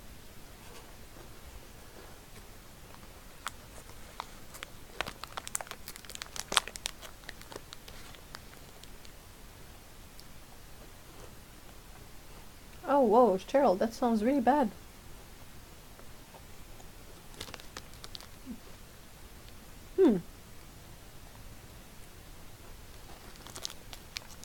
Well, I know that cats cannot catch Lyme disease. But I mean, they probably can get ticks just as easily as dogs.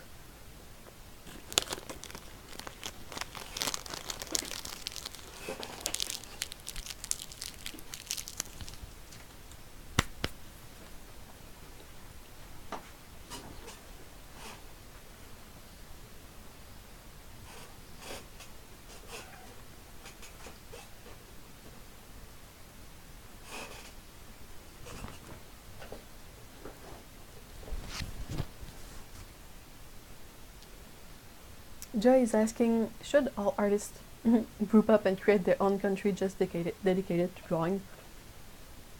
Well, it would fail because you'd have a hard time finding artists who want to take care of all the paperwork. Or you would have the paperwork for like all the administrative stuff of the country, and it would all be just drawings on it instead of being filled properly.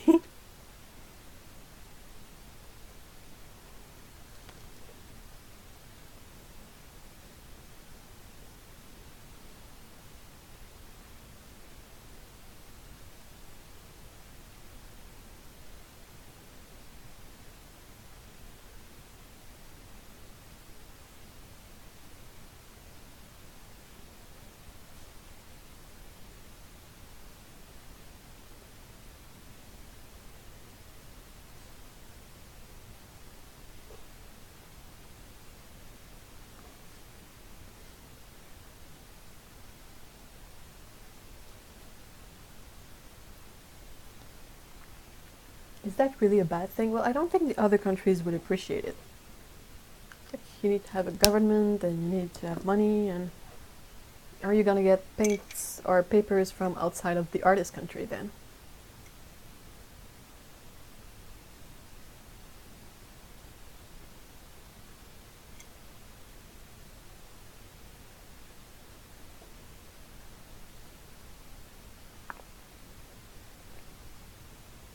We need an accountant calligrapher to keep the books. Yeah.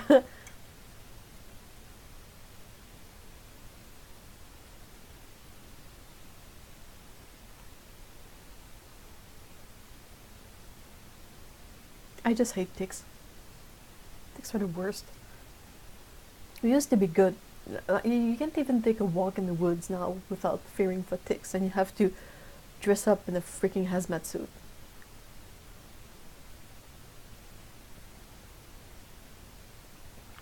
It's a billion degrees outside, but you still have to wear pants and tuck them in your socks and have shoes and have long sleeves, and it's not fun anymore.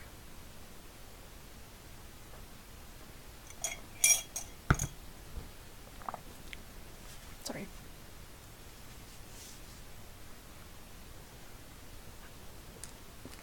Who said other countries must be aware of our existence? Well, they would, you know.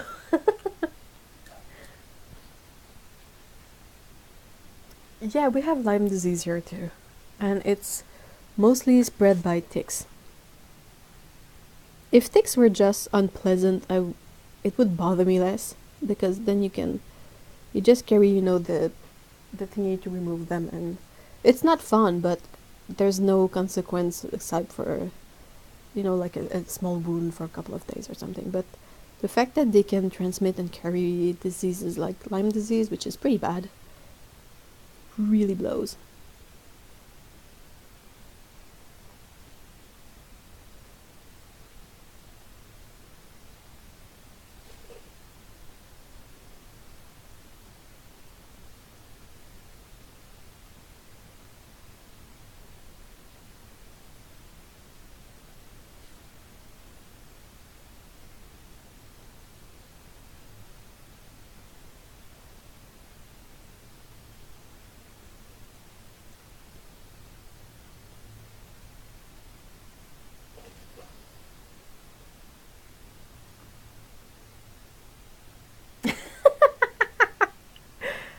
Patricia says, lol, it's true, you venture into the woods dressed like an astronaut. I had a tick on me at Cape Cod and it, ugh. Oh no, was it on your skin or was it on your astronaut suit? Hey, Amy. Good morning from Australia. Ooh.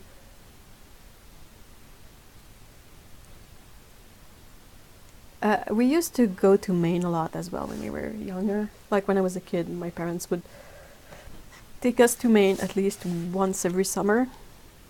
And you know, we could just like play in the woods and have fun and now you have to do ticks checkups and make sure that you're dressed up like an astronaut. Exactly. And I'm just like, I don't know, man, being worried about ticks is not what I consider fun about going out. It was on the middle of my back. Oh my good grief. Yikes. Yeah, Maine as in the US, yeah.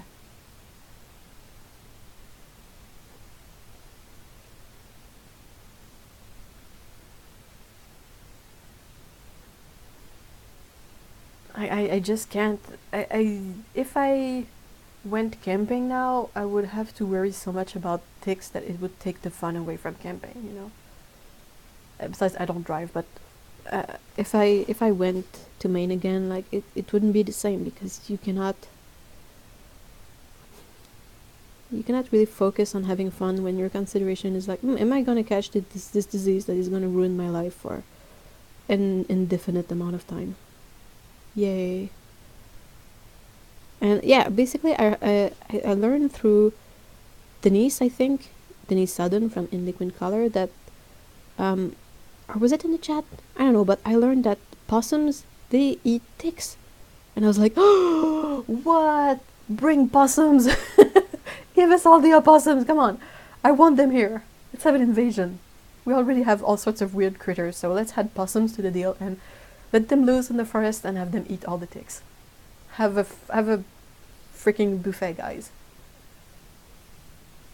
Lyme disease is really bad. I'm not super up to date on all the effects it has, but I think it will make you really fatigued and unable to function properly. Perhaps someone in the chat can explain it better than I did. I just know that it's really bad and it's really hard to get rid of it.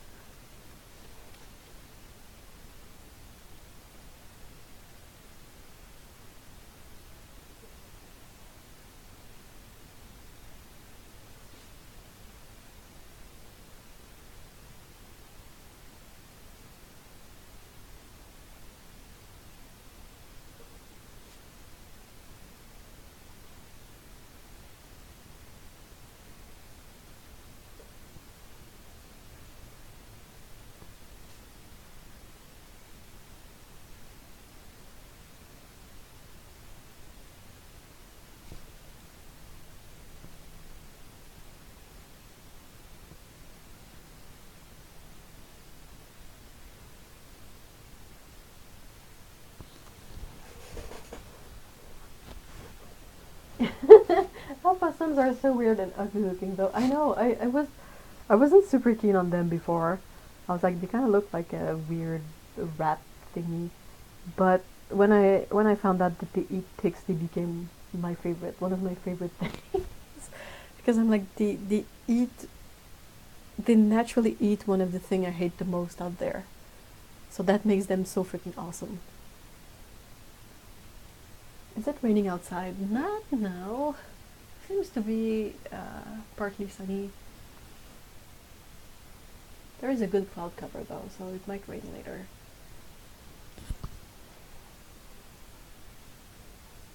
Stacy, hey Stacy, hi. Stacy says that Lyme disease has pain, brain fog, nausea, joint pain. Pain says that it's hardcore. It's like lupus? Yeah, lupus. Patricia says Lyme disease affects every system in the body. First the nervous system, the brain, so cognitive issues, then deep fatigue, digestive issues, like a brutal autoimmune disease. Yeah, exactly. Skabu says they may not be pretty, but man, are they useful? Yeah, I want them. Bring the opossums here. Have them like I think they should pair up like a mouse with an opossum, a moose with an opossum, so that the opossum could go. I don't know if it's possums or opossums. I know they're not quite the same things, but I want the one that eats the tick, and I would have them eat all the ticks that are like bleeding our mooses to death.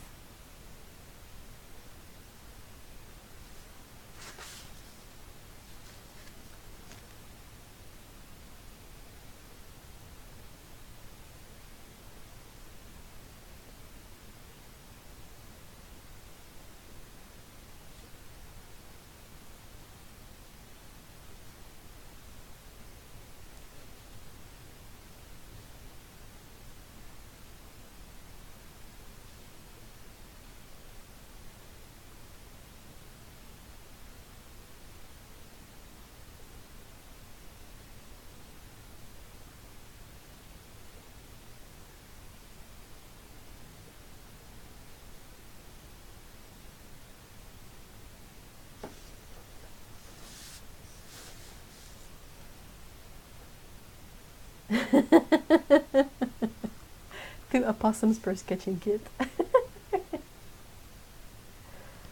Ticks are only useful as food for other critters. I agree. The thing is that I don't think we have enough critters that eat ticks, because the ticks are spreading and they are draining so many creatures out of their blood, literally. Hey, Jill! Jill says, pretty sure I developed my food intolerances and narcolepsy as a result of undiagnosed Lyme disease 20 years ago. So cute. Okay, so Stacy says opossums with the opossums, are the ones you are talking about. And possums are technically a different animal, but lots of North Americans call opossums possums because reasons. Cool. We want the opossums. Come eat all the ticks. It's like an all-you-can-eat buffet over here.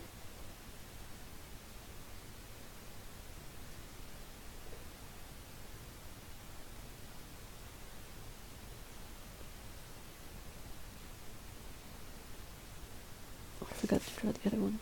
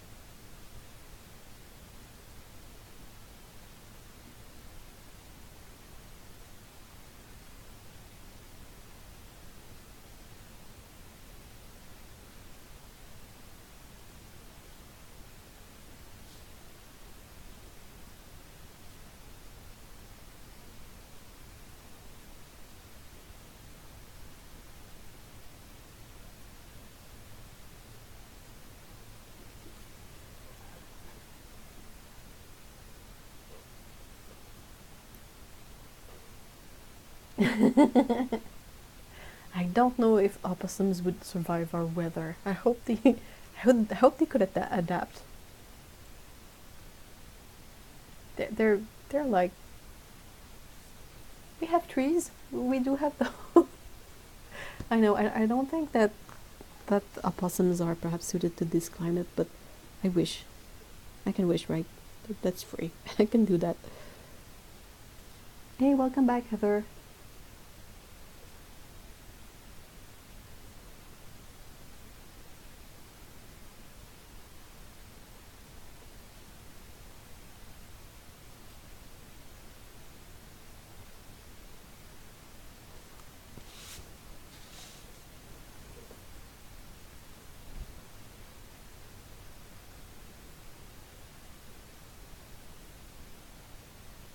Stacy says that real possums have a furry tail, opossums have a bald tail. They are both tree-dwelling marsupials. Possums are usually considered more of a pest species, harder on native species, but opossums, unless they get in your garage or attic, are generally appreciated. Oh. Oh, awesome, Amisha. You have you have the good one, the one that eats sticks.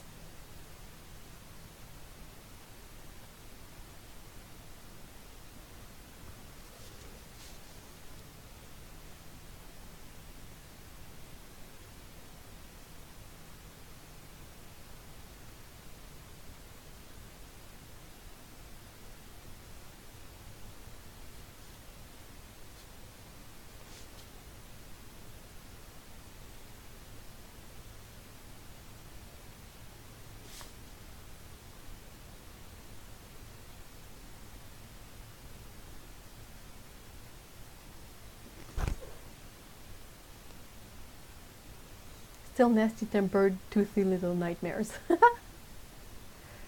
I have an important question. Otto says, which one is the one that was found in a bakery in a box of pastries, having eaten most of the pastries and couldn't move anymore because he was so full? He was also too big to go out the way he came in.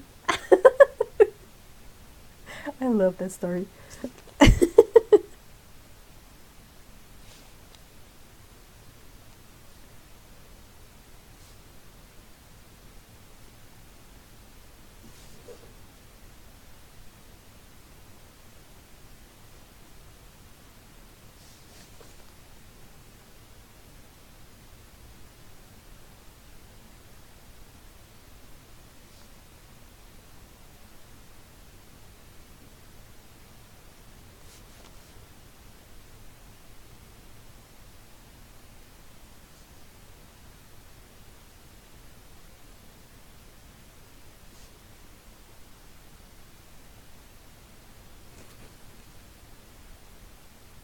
That was a possum. It sounds like a more pest kind of thing to do. Oh, I'm all out of tea. I have water though.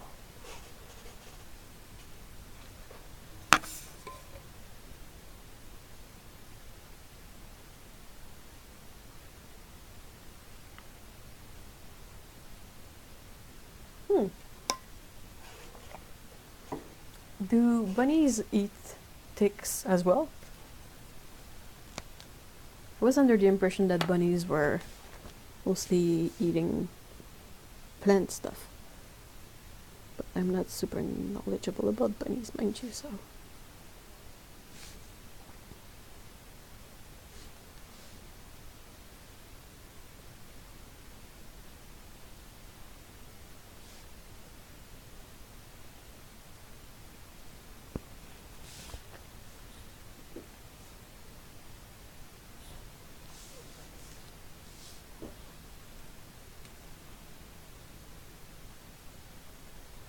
Earl Grey tea is delicious.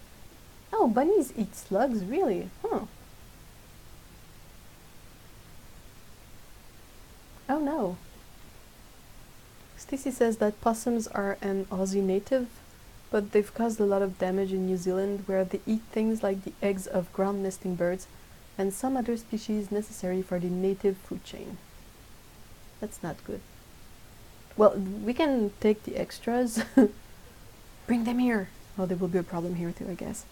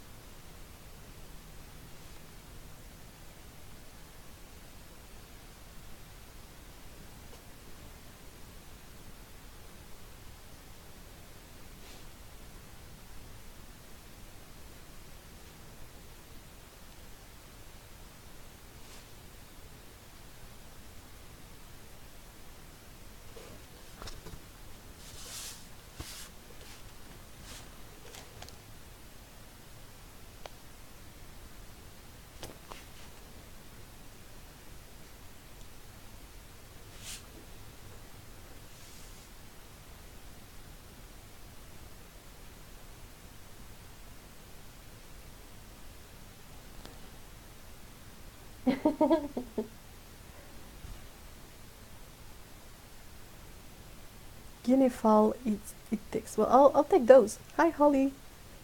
Give me all the tick eating stuff. Bring it. I just can't.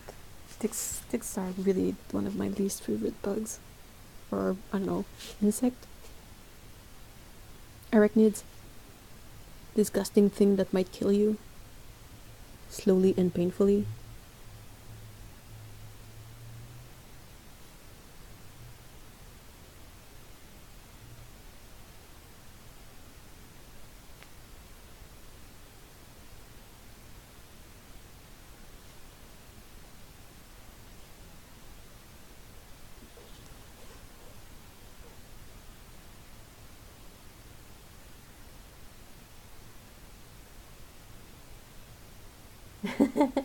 Hey, welcome back, Heather.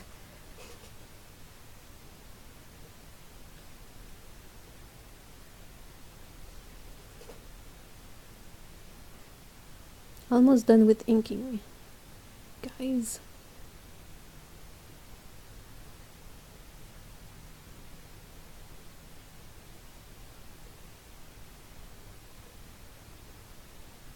Holy moly, it's not easy to write super small words with a brush pen.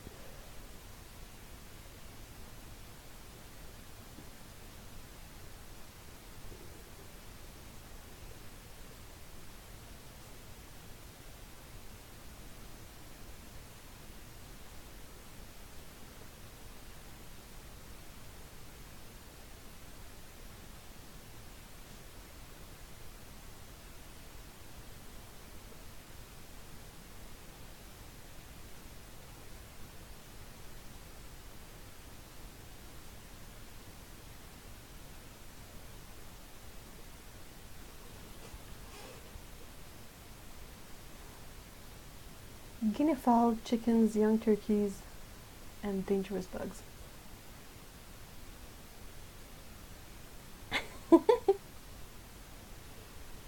Doesn't the world know it's supposed to revolve around Caturday? I don't know.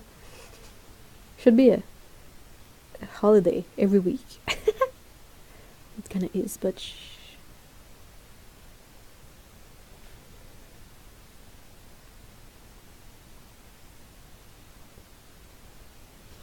what other types of like teas the cats could have? I already have catnip. Oh, I know. They could have bonito tea. Sorry. That's so gross and perfect. I love it. Because you can have smoked, bonito flakes. Bonito is a fish.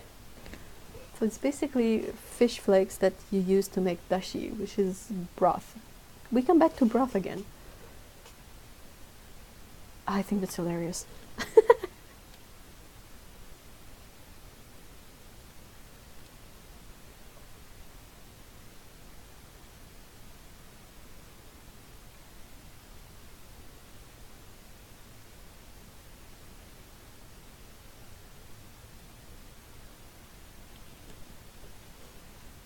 Bonito tea is just a darn good fish stock, exactly. That's hilarious. Oh, your cat loves cinnamon. That's so cute.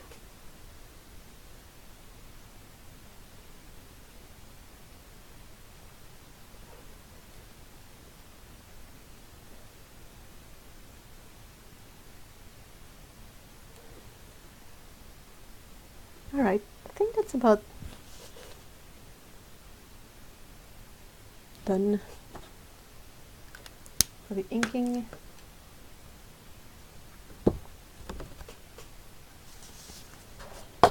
Gotta let this dry. I'm also, like, you can tell that this is not super well planned because I'm awfully off center, but it doesn't really matter if I scan this.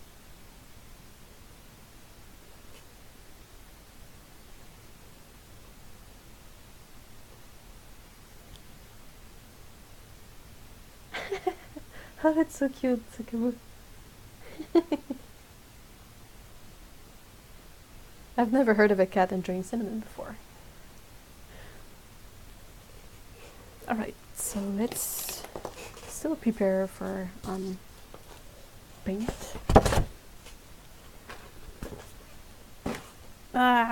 Stuff. Okay. I haven't yet, don't spoil it.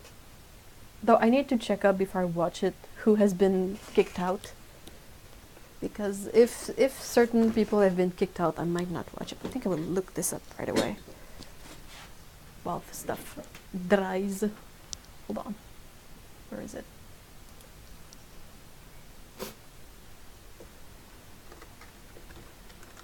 RuPaul season 1. No, season 11. 11. I can't believe this. Okay, so who who lost this this episode? Oh no, that's a bummer. Why? Alright, I'm annoyed. Oh no, Benji, what are you doing? Did you wear a bathing suit again? Oh, I'm so bummed.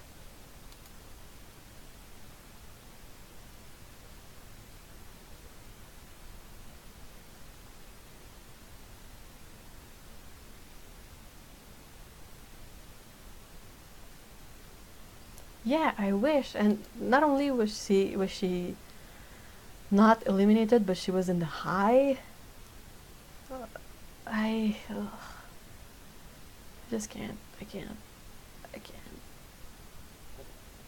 Nope. It's a bit of a bummer though. She possibly would have been one note, the one who went.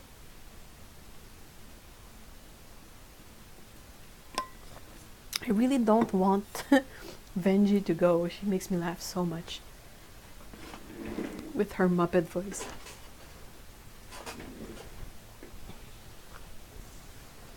I wonder if the cats are drinking the cat poo. What? What is that? I've heard about is it rabbit poo coffee? There is a poop coffee. Why?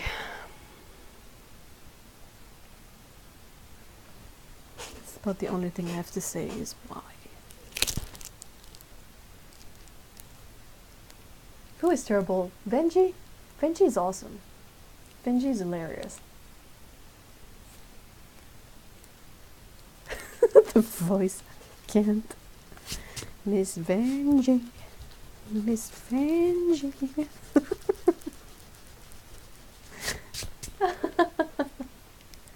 She is kind of getting lost. She's not standing out much and she's not stepping outside of her comfort zone enough. But still, I don't want... Like, I don't think she... Anyway. Oh yeah, civet coffee. That's bunny poop, right? It's actually quite nice, huh?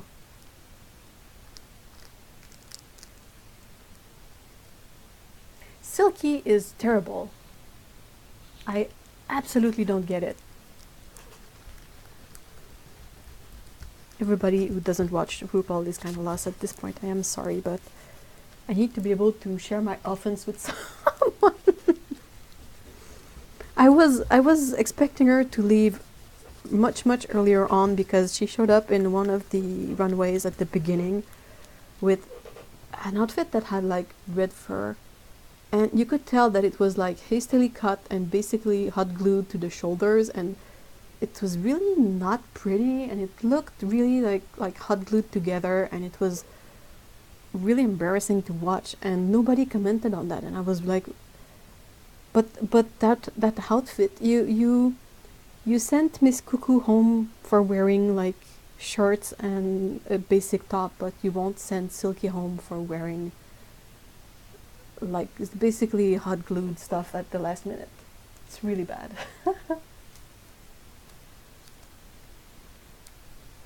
Hello, Big Eraser. Hi, guys. Kapiluwak is another name for it, if I'm not mistaken. What does it taste like? Does it taste like coffee?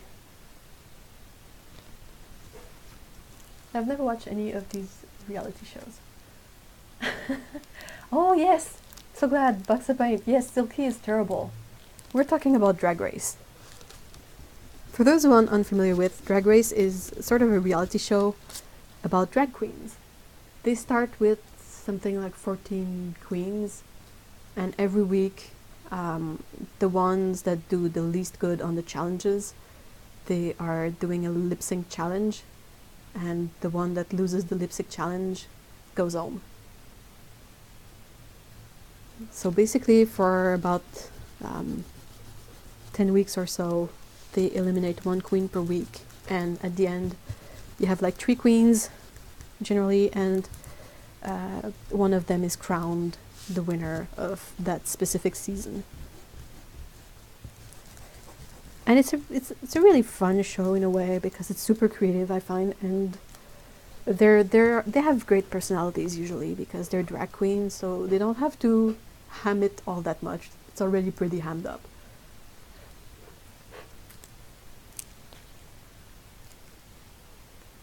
Oh, was that the lip sync between Ivy and Brooklyn? That was terrifying because I was like, none of these can go home while Silky is still there. Impossible. So regarding the civet coffee, Lotta says that yes, it's a very smooth tasting coffee, surprisingly good taste, although it's hard to describe it without everything sounding a bit innuendo-y. Civet is not a rabbit, it's a cat. What is it?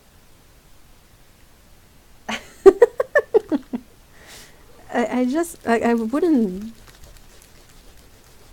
I don't know. I am not super adventurous food-wise. I think Otto is a lot more adventurous.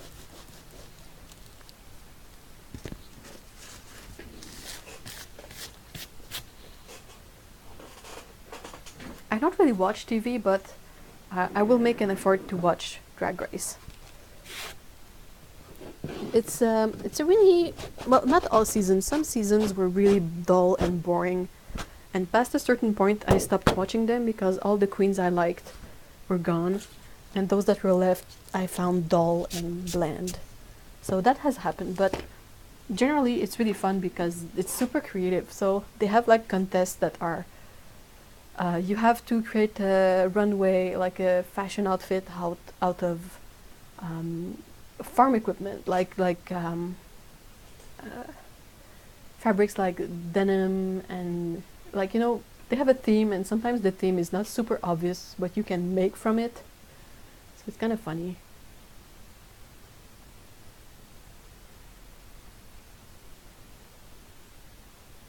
It's a guilty pleasure. It's funny to watch. It is really funny. It's really it's not all that serious, you know. When someone loses, I haven't seen anyone leave the stage in a storm of anger and be like, F you everyone, blah blah blah. When they lose, they are generally really good losers. They still stay really kind. And they're funny. I mean, not all of them, but some are really funny. So that's that. Okay, what paints? Guys, what paints?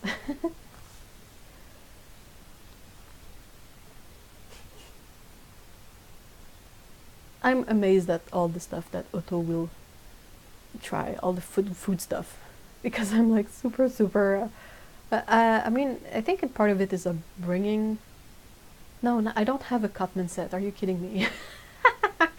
I think that perhaps people who live in Japan or China, you are more exposed to eating a bit of everything early on, while over here it's very straight and narrow. There's like just a couple of cuts of meats that you will eat, and it might even take some time before you realize that like the meat you eat is from an actual animal. So Ishminke has been mentioned a lot in chat today. Perhaps them. No crapman paid for him. Oh!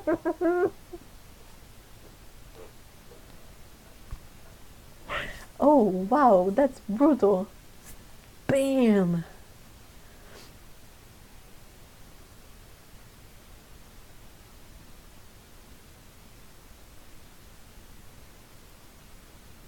No, I don't want one. I don't want any Catman set. Good grief, stop it.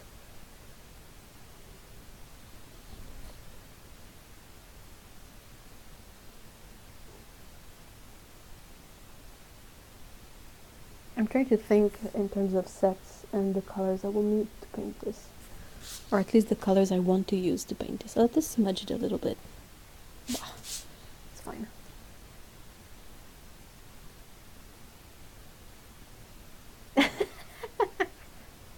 Can I say that it's a really dubious goal, Heather? What about M. Graham, guys? What do you guys think of M. Graham? Palette is a bit big and not super handy to have on desk, but it's there. Daniel Smith. I don't even have one palette of Daniel Smith set up. Oh, I'm glad you like it, Boxa Paint. It was a fun one.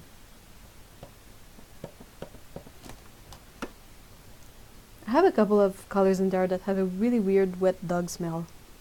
So it always makes for a funny experience to open my box of Daniel Smith. This is what it's kind of big, so it's hard to show, but it has 65 slots.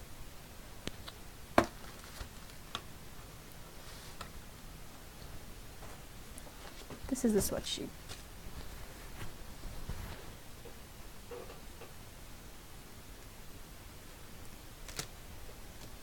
Let's clear a couple of these.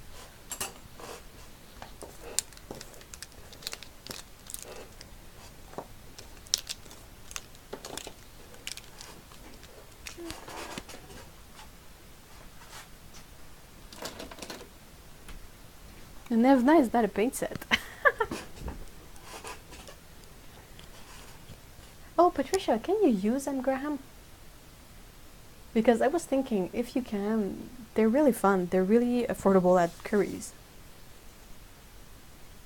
Oh, it's okay, Otto. By all means. Oh my gosh, thank you so much for being there. Seriously. Have a really good second night. Aw. It was really fun to have you with us. So thank you so much, Otto, for, being here. We can talk later.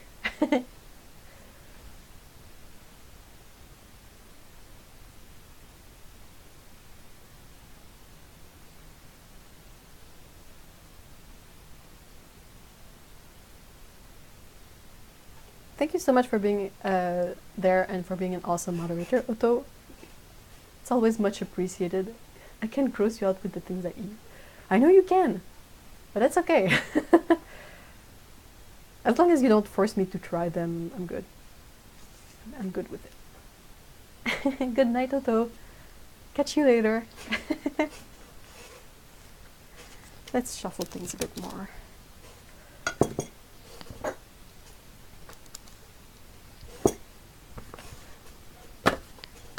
There you go. That's good and on screen. Cool.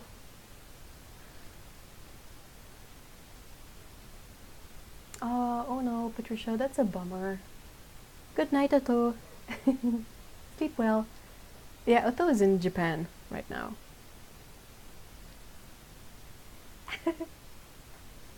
Yeah, I have some M-gram that smells like wet dog, so I can see why you would react to those. But they are really nice paints. Let's stop saying they're nice and actually start using them.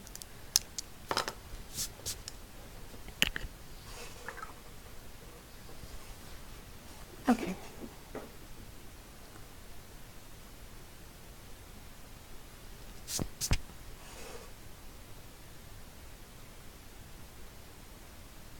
Oh, this is the one I was talking about earlier, the Naples Yellow by M. Graham.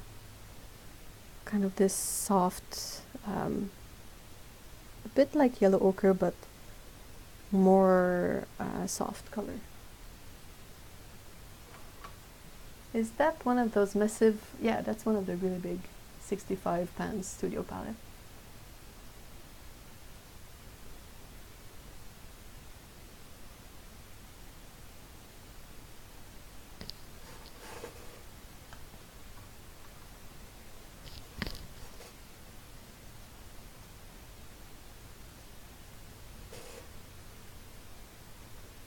I am not all that familiar with this set, so it's gonna be 1, 2, 3, 4 great practice for me as well to get more used to these colors, because I think they're really nice. I made a post on Patreon about that. Like I had swatches on cellulose paper of my M. Graham colors, and I was really like, yeah, cool. They're not super inspiring, and I was like, So I started making swatches just for fun on spare paper, and I realized that the colors are actually much nicer on like cotton paper than they are on cellulose paper. So I redid all my swatches, and that really made me want to play with these more.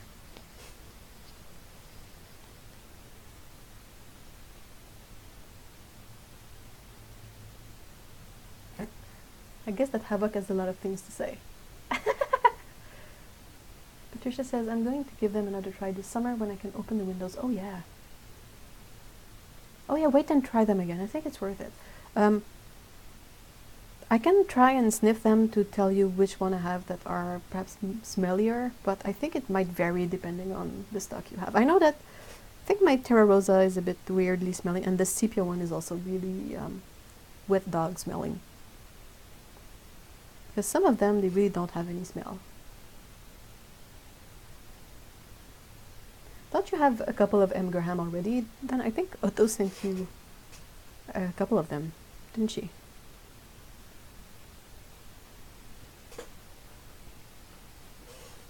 She plopped down on the keyboard. Aww. I love her. Good girl.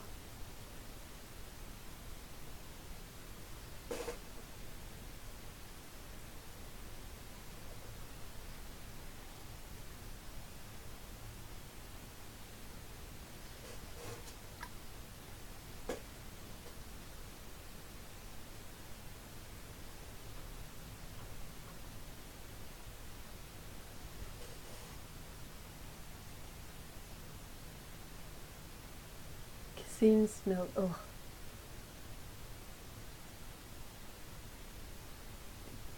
Yeah, cassine paint is really interesting, but the fact that it's cassine and that I'm allergic to it, like I know I can use the paint, I won't eat it, so I should be fine, but I still have this knee-jerk reaction that like cassine is a bad thing.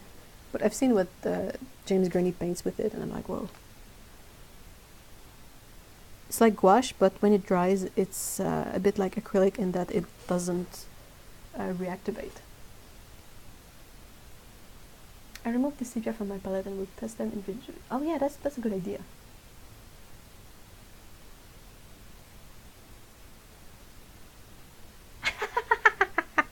Oh yeah, I know that I want more paint feeling. Indeed. They are really fun, right? They are so vibrant. It's hard to, like, some of these colors I haven't touched in a really long while, and I had no issues painting my chart. Everything went really well.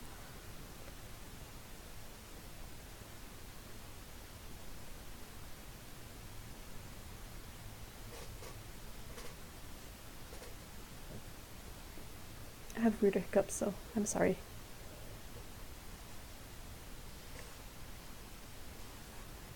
Stephen Quiller likes the smooth, matte coverage of casein, especially for large areas. But I mean, it's made with milk. I I don't like milk in general. I mean, isn't it weird that humans will drink the milk from another animal way past, you know, the really young age? It's a weird concept to drink milk. In my opinion, anyway. Casein fumes can cross the brain-blood barrier, so you might want to reconsider. Ugh, yeah. Okay, good.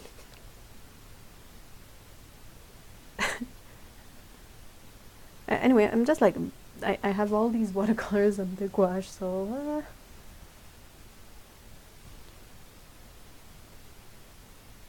I hope you will enjoy your easel, Tsukabu. That would be really awesome. Nevna at the shoe store. I don't know why this is not a surprise.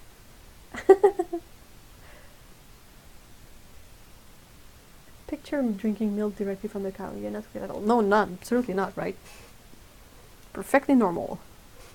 Blech. I like the idea of M. Graham, but they melt where I live. Where do you live? So far, I'm really surprised. I mean, some of these are really ugly, but it's not because they melted, it's because I had to transfer them from another palette into this one. So it made a huge mess when I did the transfer, but the colors that I poured in directly this one, they didn't move. Okay, I always leave this palette like flat, but these are like upside down when I close it, and there's been no spill, no mess. Even the cobalt teal, which is usually super, like, you can tell that it's soft, but it's not runny. So I don't know, perhaps this summer I will sing a different song.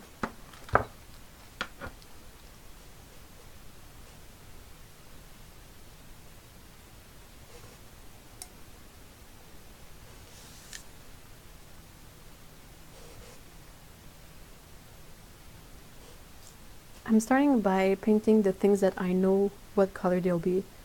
In this case, it's stuff like the, oh, this is a fresh, I added a couple of fresh colors and they're quite soft still. Yeah, so in this case, what I know will be what colors is mostly the food.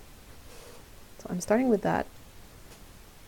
It's a good place to start, but after that I will have to take some actual decisions, like what color do I want this to be, instead of just following like the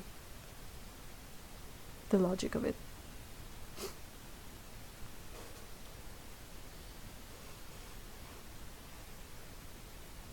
If you don't want to use milk paints, you can use egg paints. Yeah, egg tempera. I think you have to mix those right before you use them, right?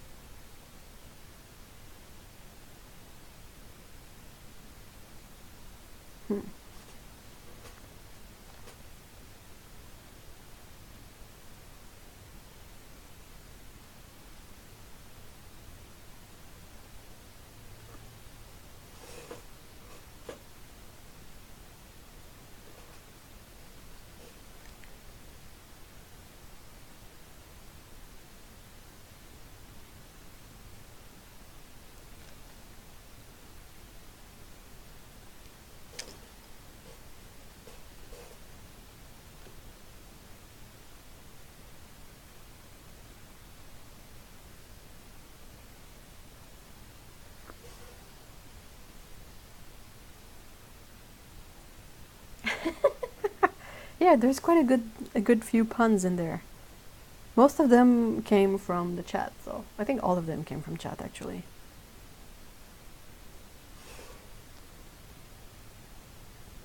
I live in Brisbane, Australia. It's in this. Oh yeah, I can see why your M. Graham would melt.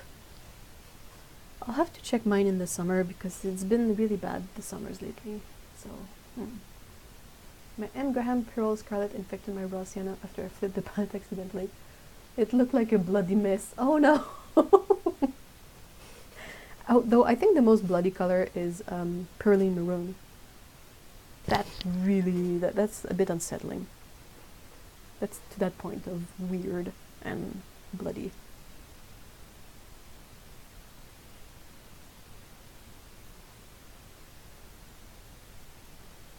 Maybe I should paint the cats. I never know quite which colors to paint the cats because my default is like have all of them be orange cats, and I'm like, no. There are quite a few other colors. I think this one's going to be gray. Yeah. Okay.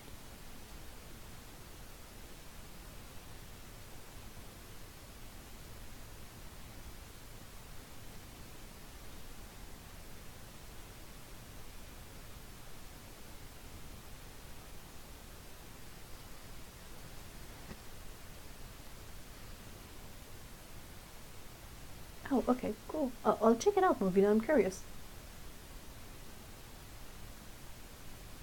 That's true. Patricia says that the Mijello 20 Wells palette with the airtight lid is very good for the M. Graham paints, since there is no flipping of lids involved. Is there a chance they could get more moldy, though? I'm just wondering. Because this palette is not airtight at all, so I don't know if that played a factor in preserving my paints, because I haven't used them in a really long while.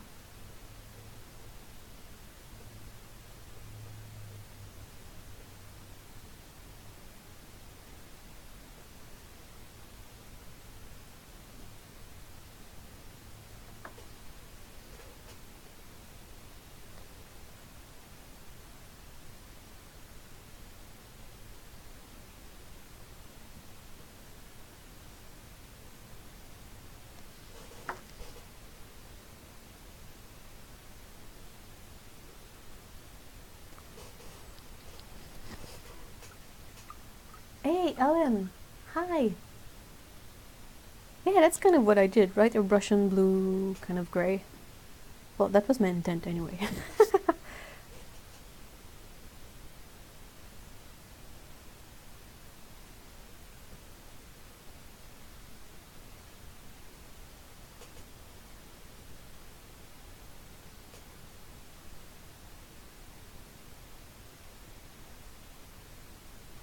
Gonna see about making one an orange cat, because you know me.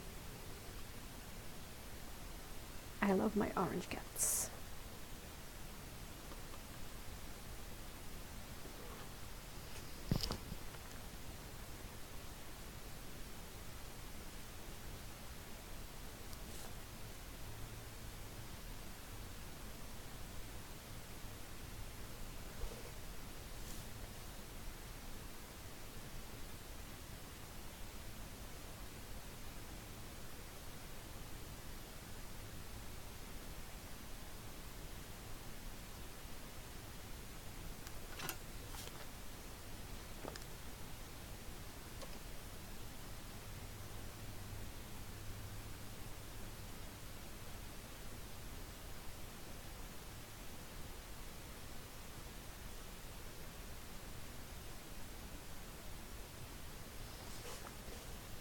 I am using M. Graham today.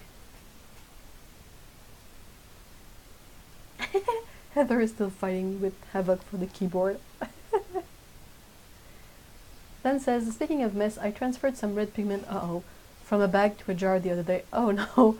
And it got everywhere. It looked like I had just performed a ritual sacrifice. Oh no! It reminds me what happened when I transferred anthraquinone blue to a container. Oh no! Amy had to discard half of the raw sienna. Well, that could have been a new color, like a reddish mix of raw sienna and red.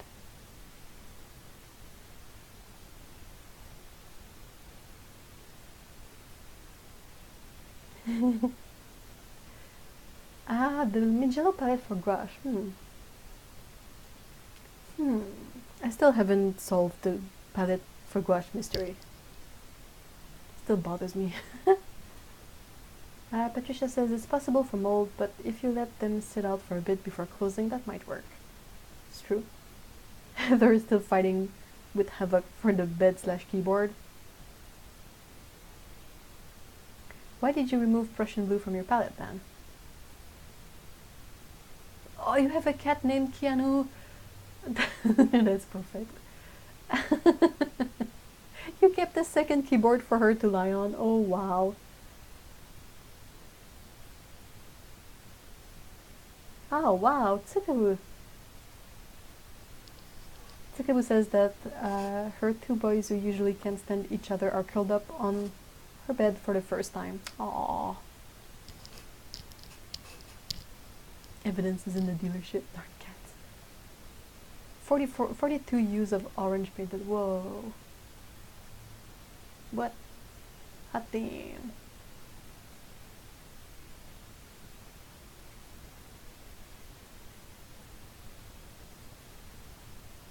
M. Graham is really nice. If you want to expand your selection, Helen, I would highly recommend checking Curry's.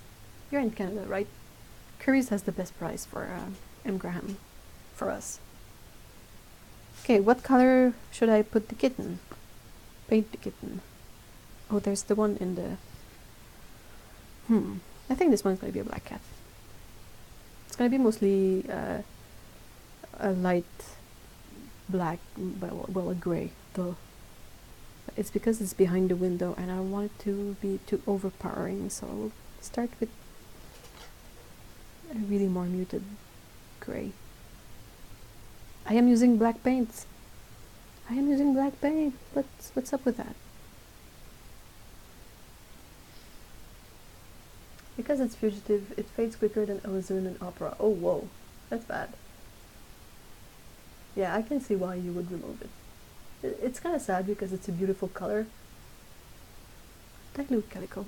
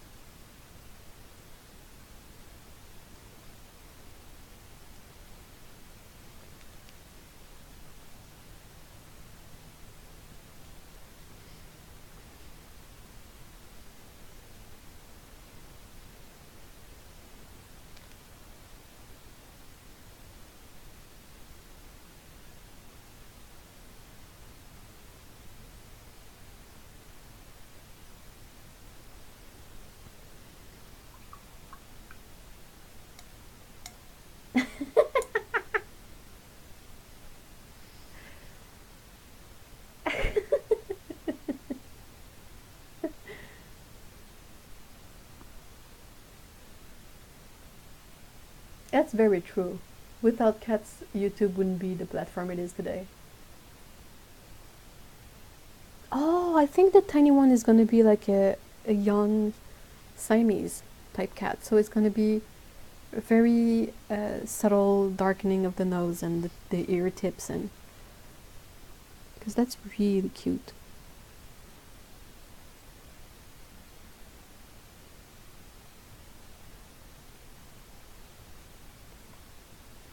So here, I made it a dilute torty instead.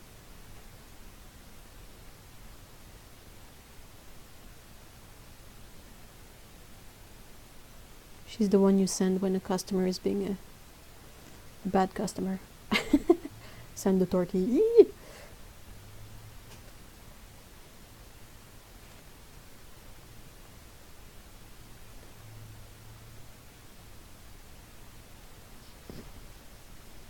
Anybody want her? Like, I would take her.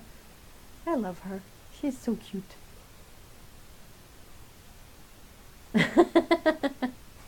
Ah, that's kind.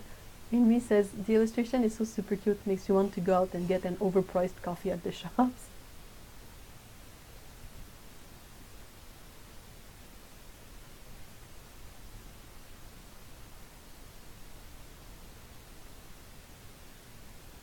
Torty security system. You can't mess with with that kind of security system. I'm telling you. They are not messing around. Okay, so I guess kind of a light beige for background coat for Siamese type kitty. It's like a weird beige gray. It's a really odd color to mix, I find. Now I want croissant. Croissant.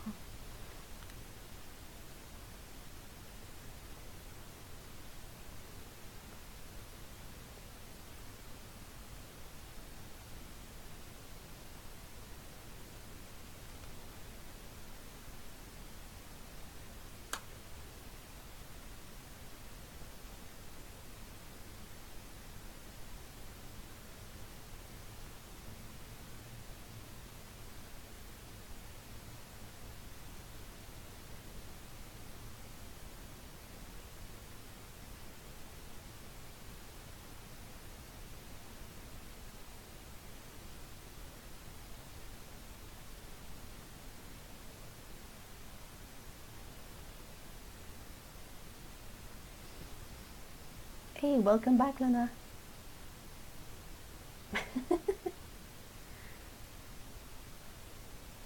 Spiked Psycho. Lena is good enough that even with 2 coins and some pocket lint, she would be able to trade them up for a pair of shoes.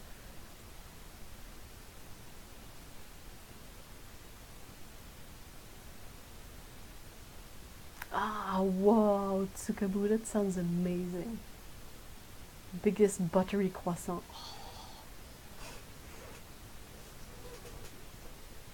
Croissants are really nice.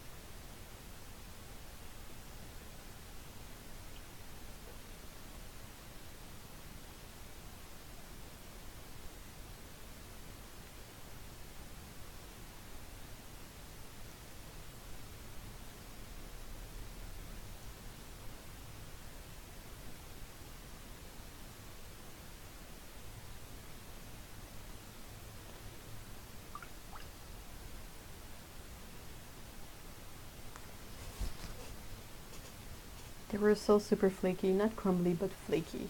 Oh, wow. Sorry.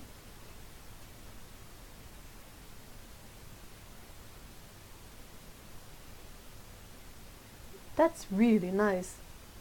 Spike Psycho says that their neighbor works for Pompeii olive oil so that they get a whole jug of extra virgin olive oil for free each month.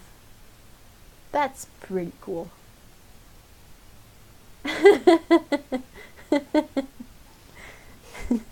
You guys are funny. There's a cat here on the paper. No one is surprised ever.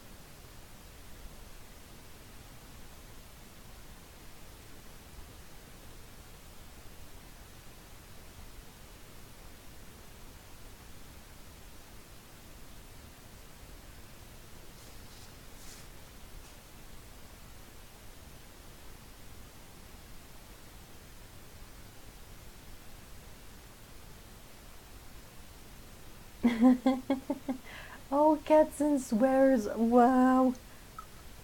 That's kind of something I see myself buying. I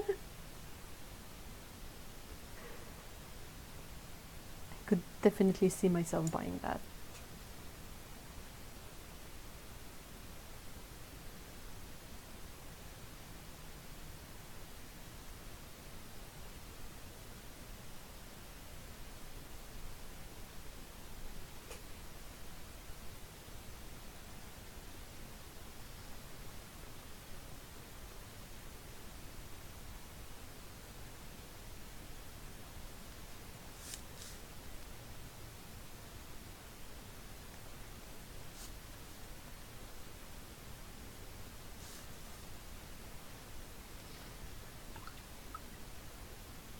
I'm glad you love the calendar. Sounds awesome. Seriously. Can't go wrong with something like that.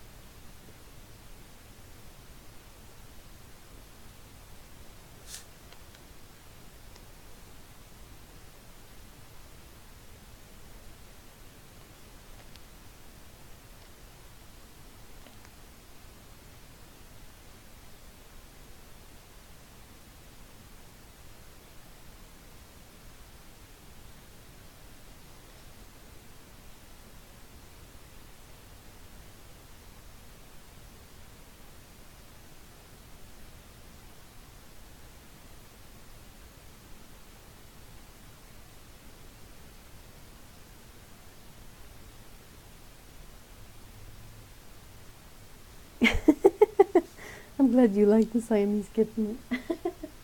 Thank you. It's a fun thing to add the colorway because you basically use wet and wet right away. It's kind of easy. Blends nicely and then you don't have to touch it anymore.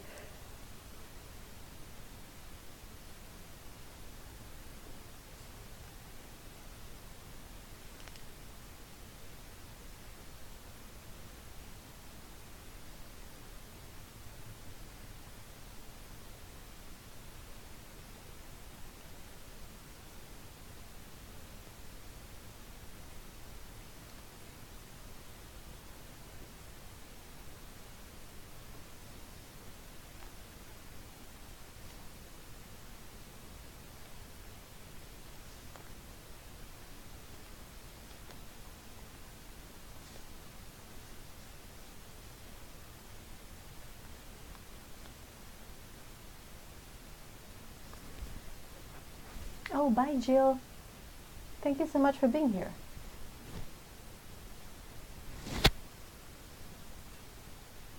Oh, thank you, Tsukaboo. I'm glad. I always kind of draw kittens with the skinny tail because kittens have this most absurd, pointy, tiny tail, and it makes me laugh so much. These cats would have knocked everything off the counter. Fair point.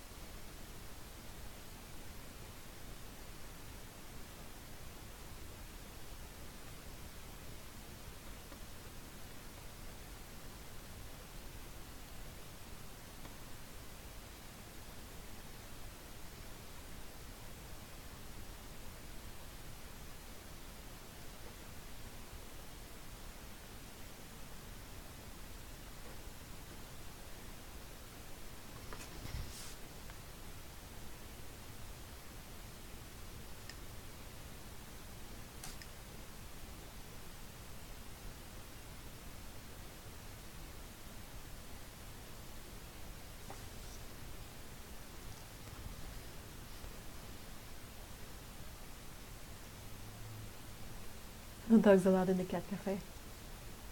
Except service dogs, fair enough. Would be kind of weird though to have a cat have a service dog. Would be just like friend. My friend the dog.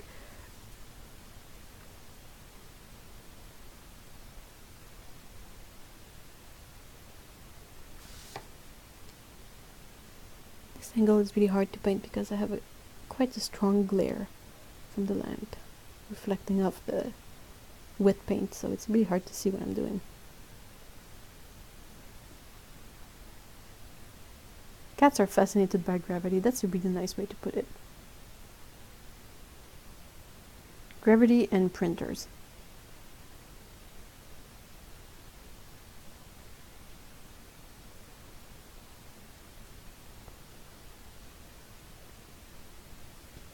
Dick Tracy cat.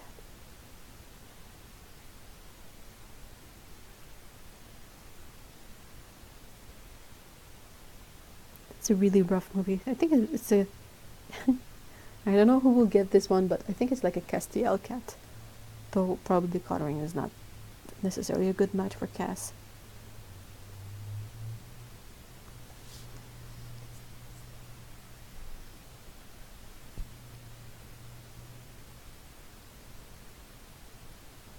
orphan I give the calendar to has 4 cats and a 9-pound Labrador.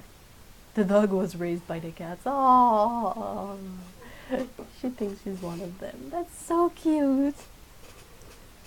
Kind of a big cat, but you know. 90 pound of cat, can you imagine?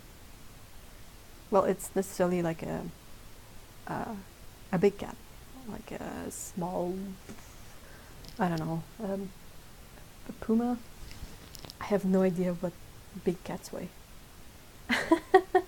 No idea.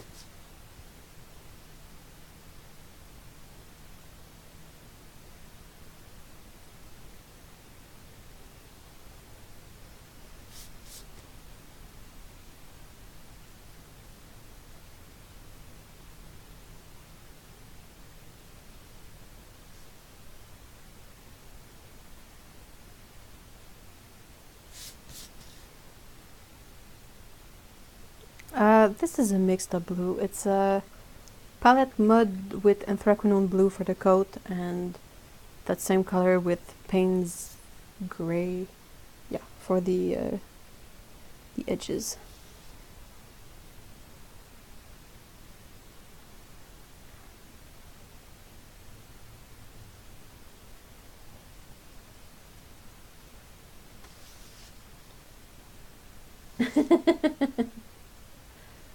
I don't use a lot of color straight from the palette. So it's often like color plus whatever's on my palette that would make it interesting. But it's just like really striking to me how deep these colors can go with very little effort. Yeah. Palette mud could be the name of my autobiography. Ah, that's really good. That's a really nice one.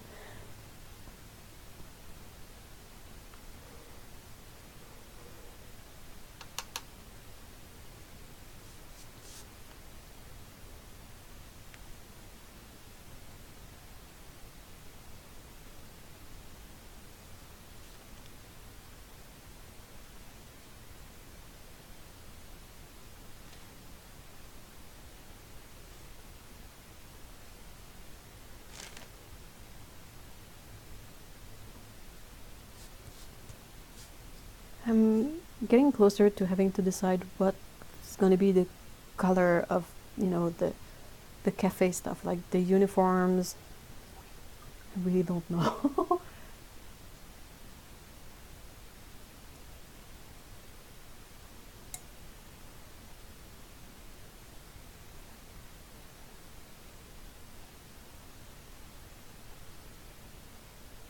I haven't seen that video yet, Cheryl. Cheryl asked if anyone has seen the latest from Steve at Mind of Watercolor, the interview with the girl who makes the little palettes.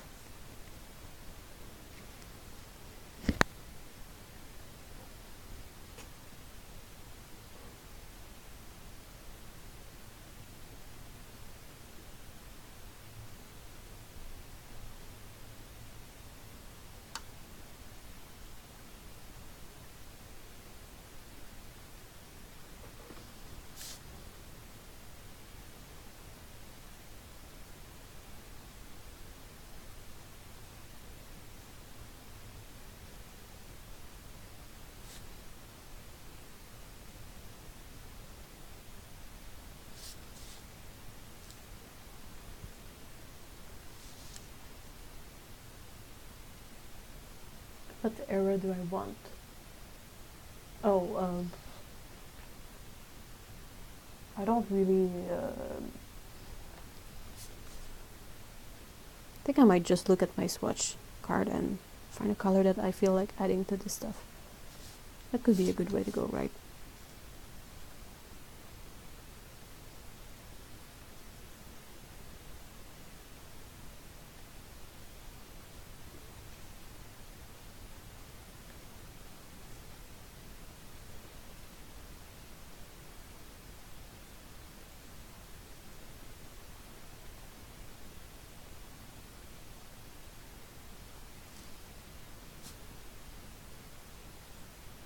'50s, '60s pinks and orange. Ugh. For some unknown reason. That's a nice way to put it. Oops. Sorry, I dropped.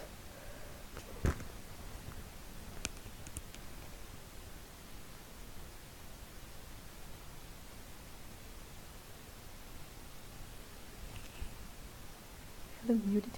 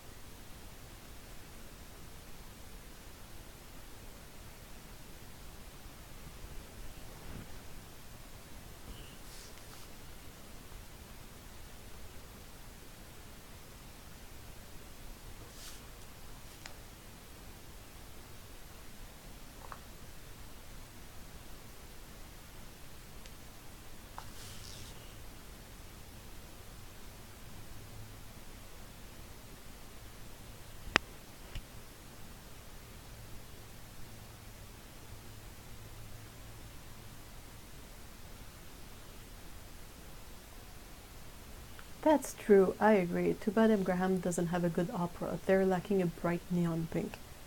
I completely agree. Though it might not be the color I would use to paint the cafe color, but I'm still missing the opera.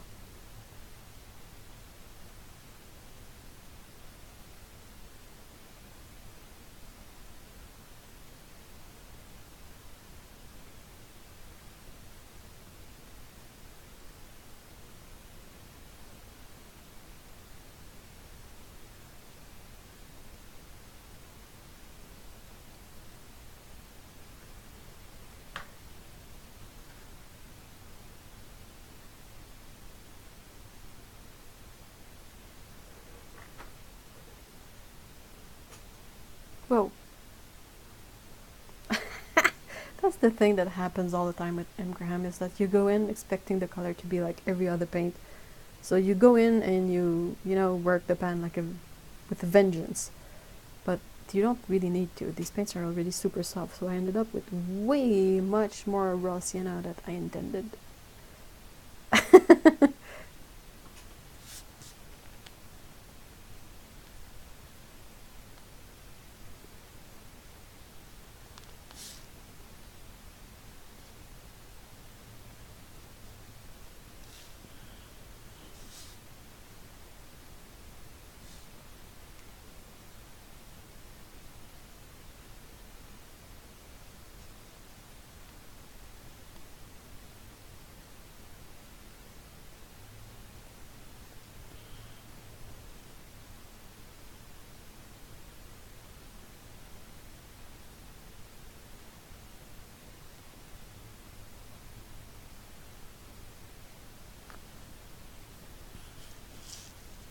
What about the cobble blue type wall?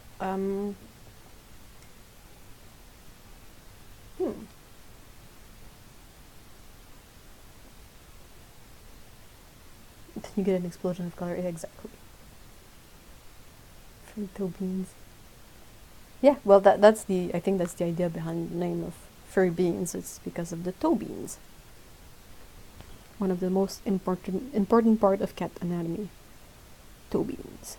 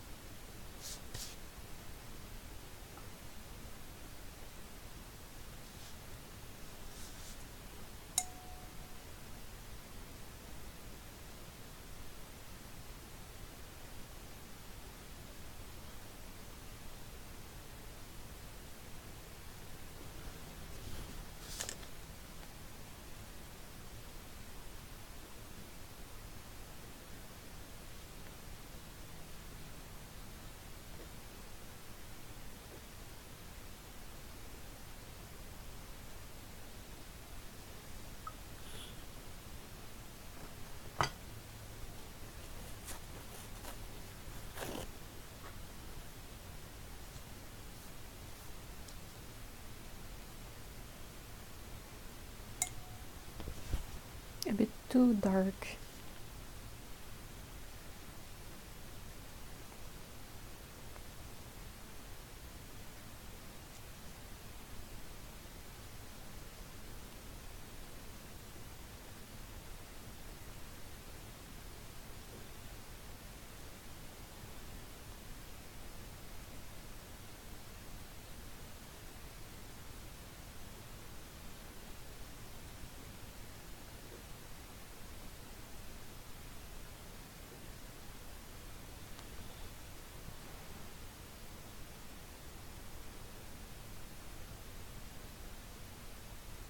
I vote pellet wood. Or other beans blankets are free. Heather. Isn't that what all the muffins say though? Spike Psycho says muffin. Hold on. Whoa, my brain just completely lost what the name for the two dot thingy. Anyway, muffin, hey, just take me. That's basically what every muffin says. I always want to take all the muffins, but then I know that they probably all have freaking dairy in them. And I get mad.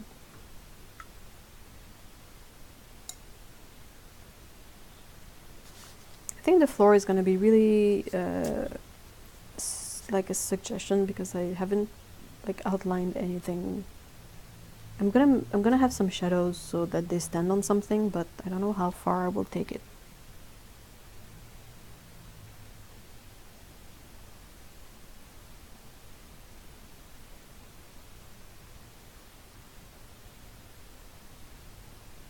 Is a colon. That I had comma in my head, but I was like, no, comma is not the right. It's a colon and a semicolon, but I couldn't find the word.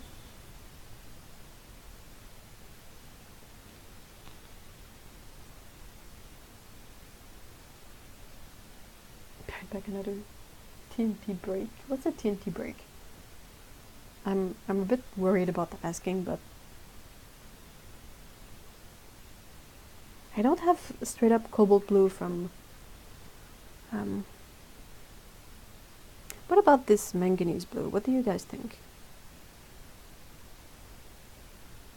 Or perhaps mixed with the cobalt teal, have a bit of both.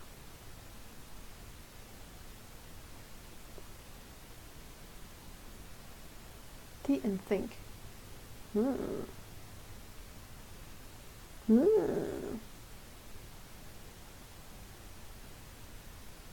I will swatch it at least.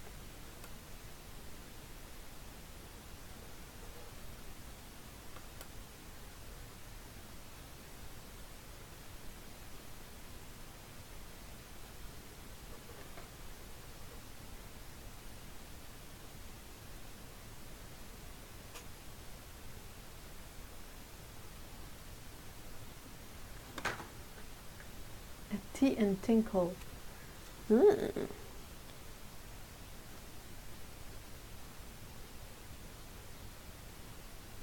I think that could work.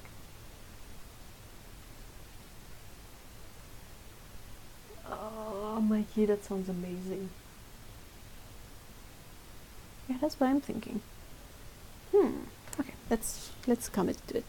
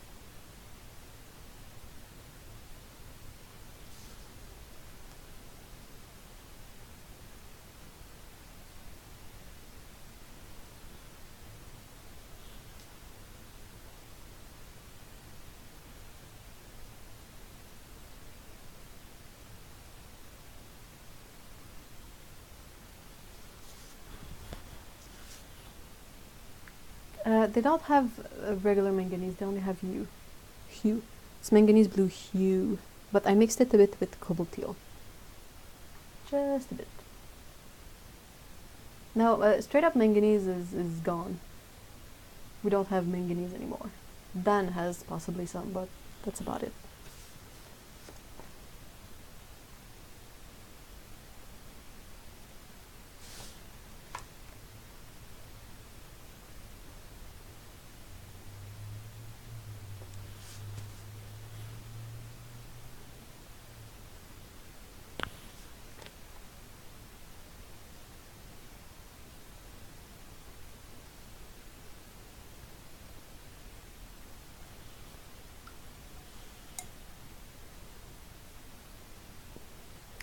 I really do think that mixing the cobalt and the manganese blue hue takes us perhaps closer to actual manganese color. I don't know, I always have this impression that it's a bit more cyan-y than it is in the hues. But I could be wrong. I could easily be wrong about that.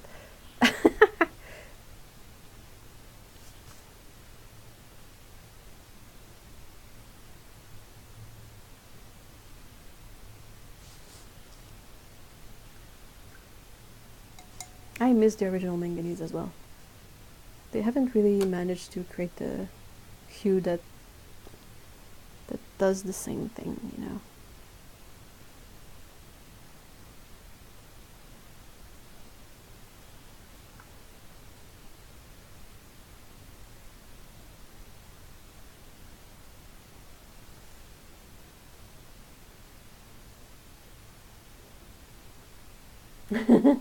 Russian blue shop worker in blue uniform.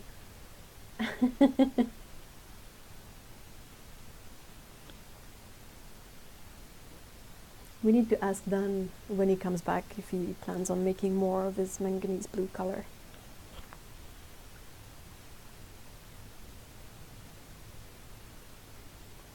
My manganese blue hue in this palette is really fresh, so it's still like soft and gooky. That was a really bad cackle, I'm sorry.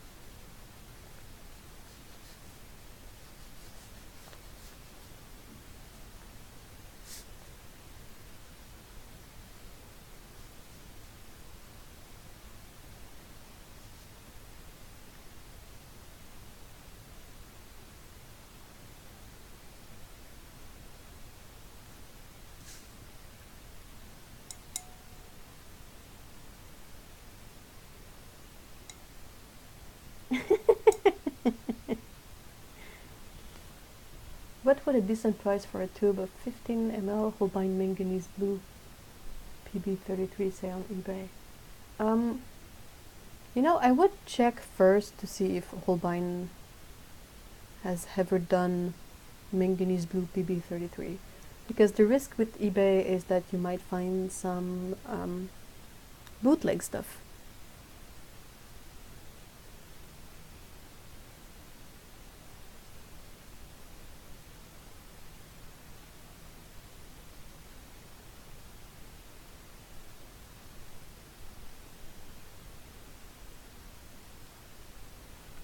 I'm asking myself if I want to have a really light color to sort of make a wall, or if I want to keep this like white.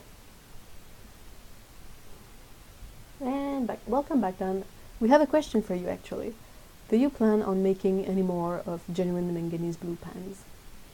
Is our question.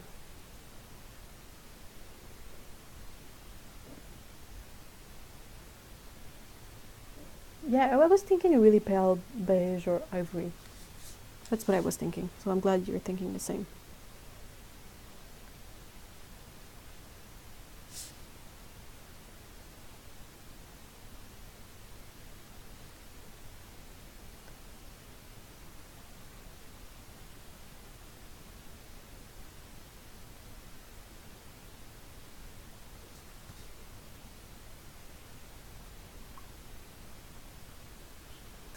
We'll switch brush briefly just to add a bit of a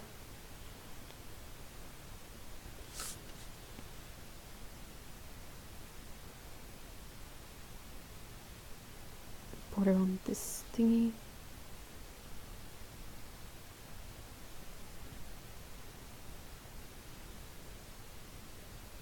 I know it's kind of a dumb idea to have a blackboard and have black text on it, but I sort of didn't realize. Oops, and I added color next to my shadow and it bled in. Boah. No biggie.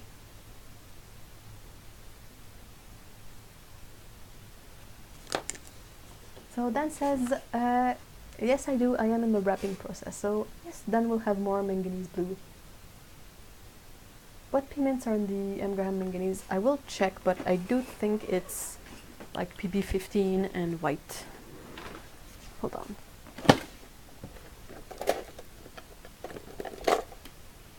Oh, my back. I've been sitting on my butt for a while, guys. Pigment, copper, phthalocyanine, and zinc oxide. PB15 column 3 and PW4.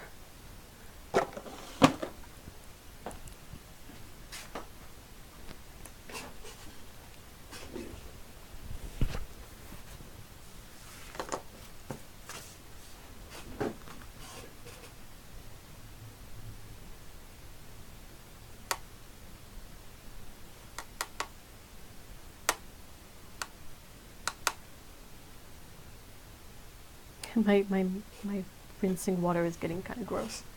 I'm going to be using this.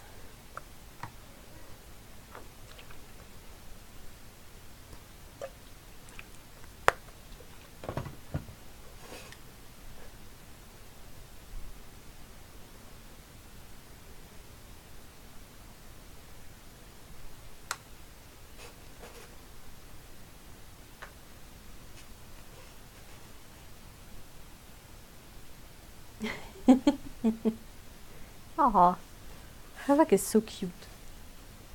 Ben says that he thinks manganese blue pigment is still in production in the UK. Huh. What makes you think that? Is it because you can still find it rather easily?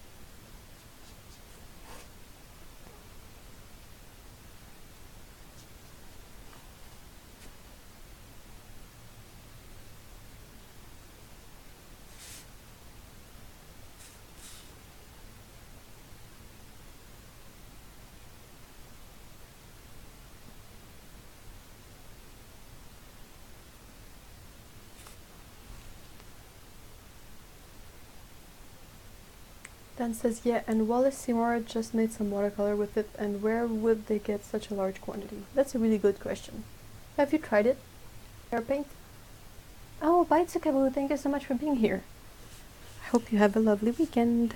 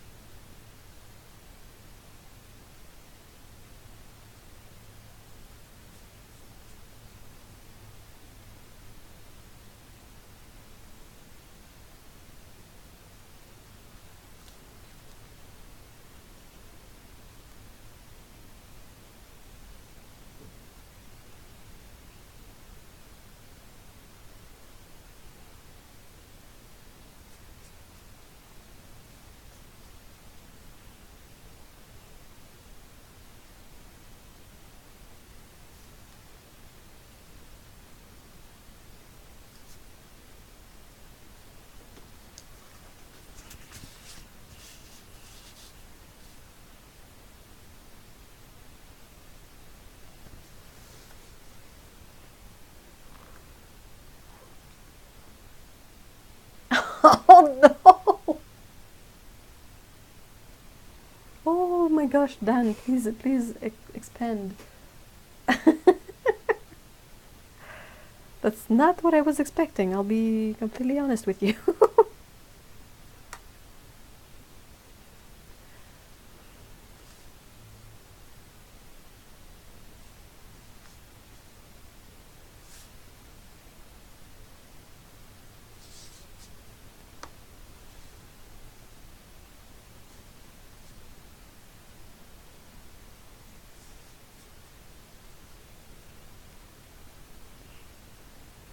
Because it looks pretty good. I mean, I've seen their swatches and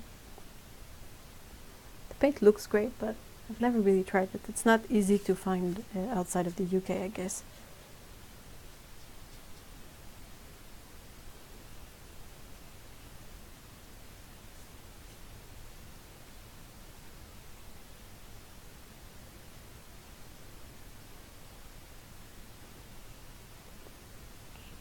Well, that's the gist of it.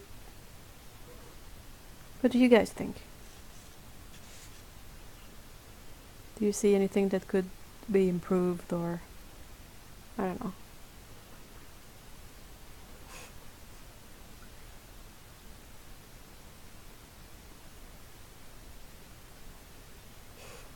Okay, so Dan explains, it says, it really hurt when I tried it. Manganese is a rare pigment and their binder just defiled it. Youch. It separates from the binder, which is impossible to stop happening. It dries badly and is hard to re-wet. Huh. That's surprising. I would not have expected that, really. Granulation isn't as nice and the color isn't as nice as even Old Holland's. Whoa. You really got like a lower grade stock. Oh, I'm glad you guys like the painting. Yay. It was really fun to do. I'm glad we started talking about coffee and stuff, and it led to this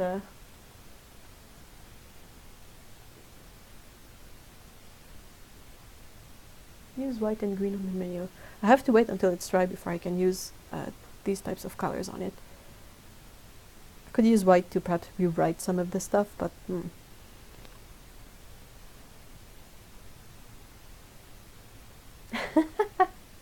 Hey, Josephina, hi!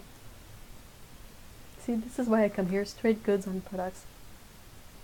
Well, I don't think, trying to think within the community, like Dan, me, Otto, Denise, Shade,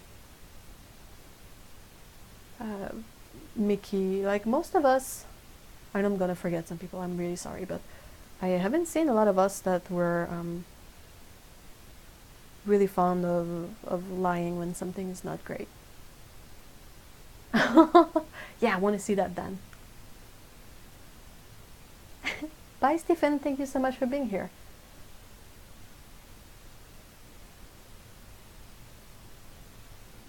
Dan says that he did a video of it ages ago, but it's rather low quality. I'm still gonna, I'll try to remember to look for it because I'm really curious. It looked so pretty. I'm really bummed out because when you see the wrapper and the packaging of the Wallace Seymour, it looks really, really lovely. And I was like, oh, that's interesting. But I'm also wondering if Wallace Seymour is perhaps not more about oil than it is watercolor. I know they do watercolor too, but I don't know why. I get the feeling that their approach is basically the approach for oil, but switch the binder instead of perhaps tweaking a bit the process to better fit the medium. Like, they seem to have some really gritty watercolors, and I'm like, this is not exactly a quality that people look for in watercolor, but in oils, it's not as bad. You know, it's less of a bother to have something a bit more gritty. Thank you so much. Josephina says, I like the way you combine cats and the everyday life. Thank you. That's what I like to do. I forgot to add stripes on my orange cat. Crime. A crime. Oh, that's the Ultimo. That's the Skoda. Where's the Casaneo one? Come on. Alright.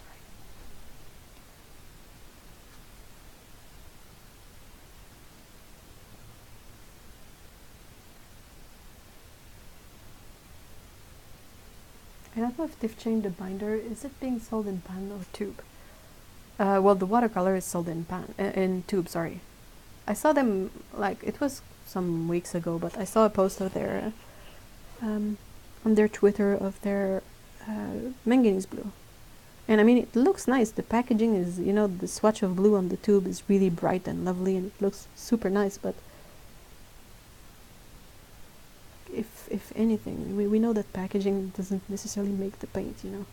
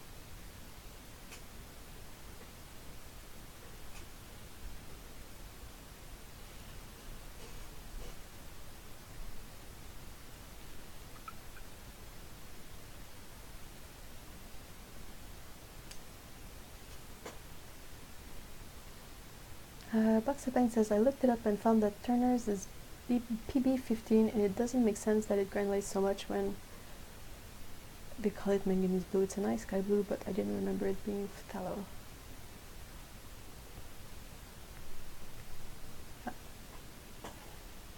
T'as trouvé un gros thon?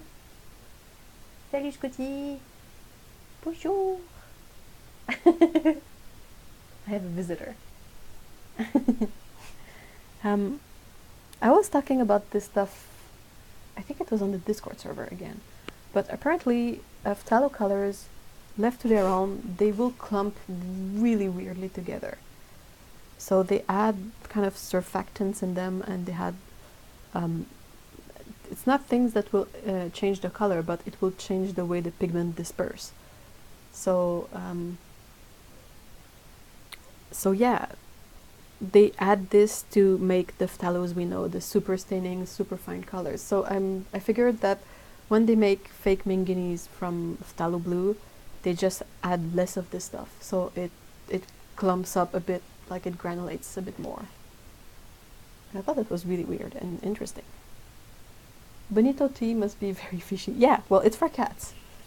Pretty sure they enjoy the fact that it's fishy. Alright, well I think we are done for today. I managed to finish the whole painting. It only took 3 hours and a half.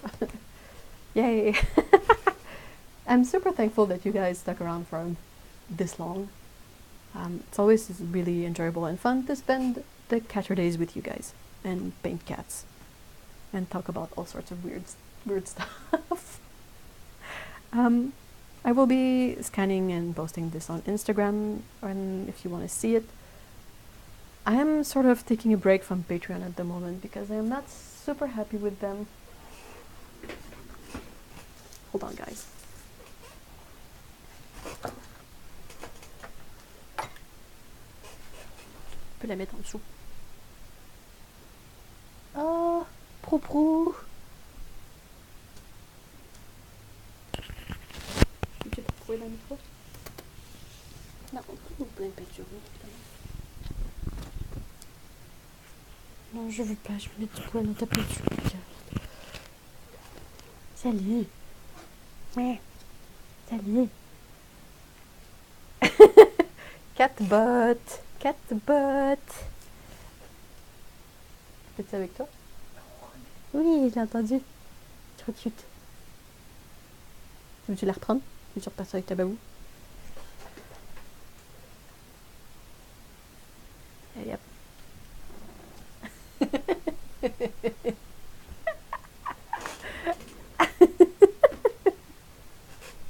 So that was the cat cameo for today, I guess. A very purry Scooty. She doesn't purr a lot, so that was unusual. But yeah, I was quickly saying before Scout showed up that I'm taking a small break from Patreon because I feel like I'm still at a place where I can do that, and I'm looking into perhaps focusing more on Ko-fi as a platform because it is kind of less dodgy a bit.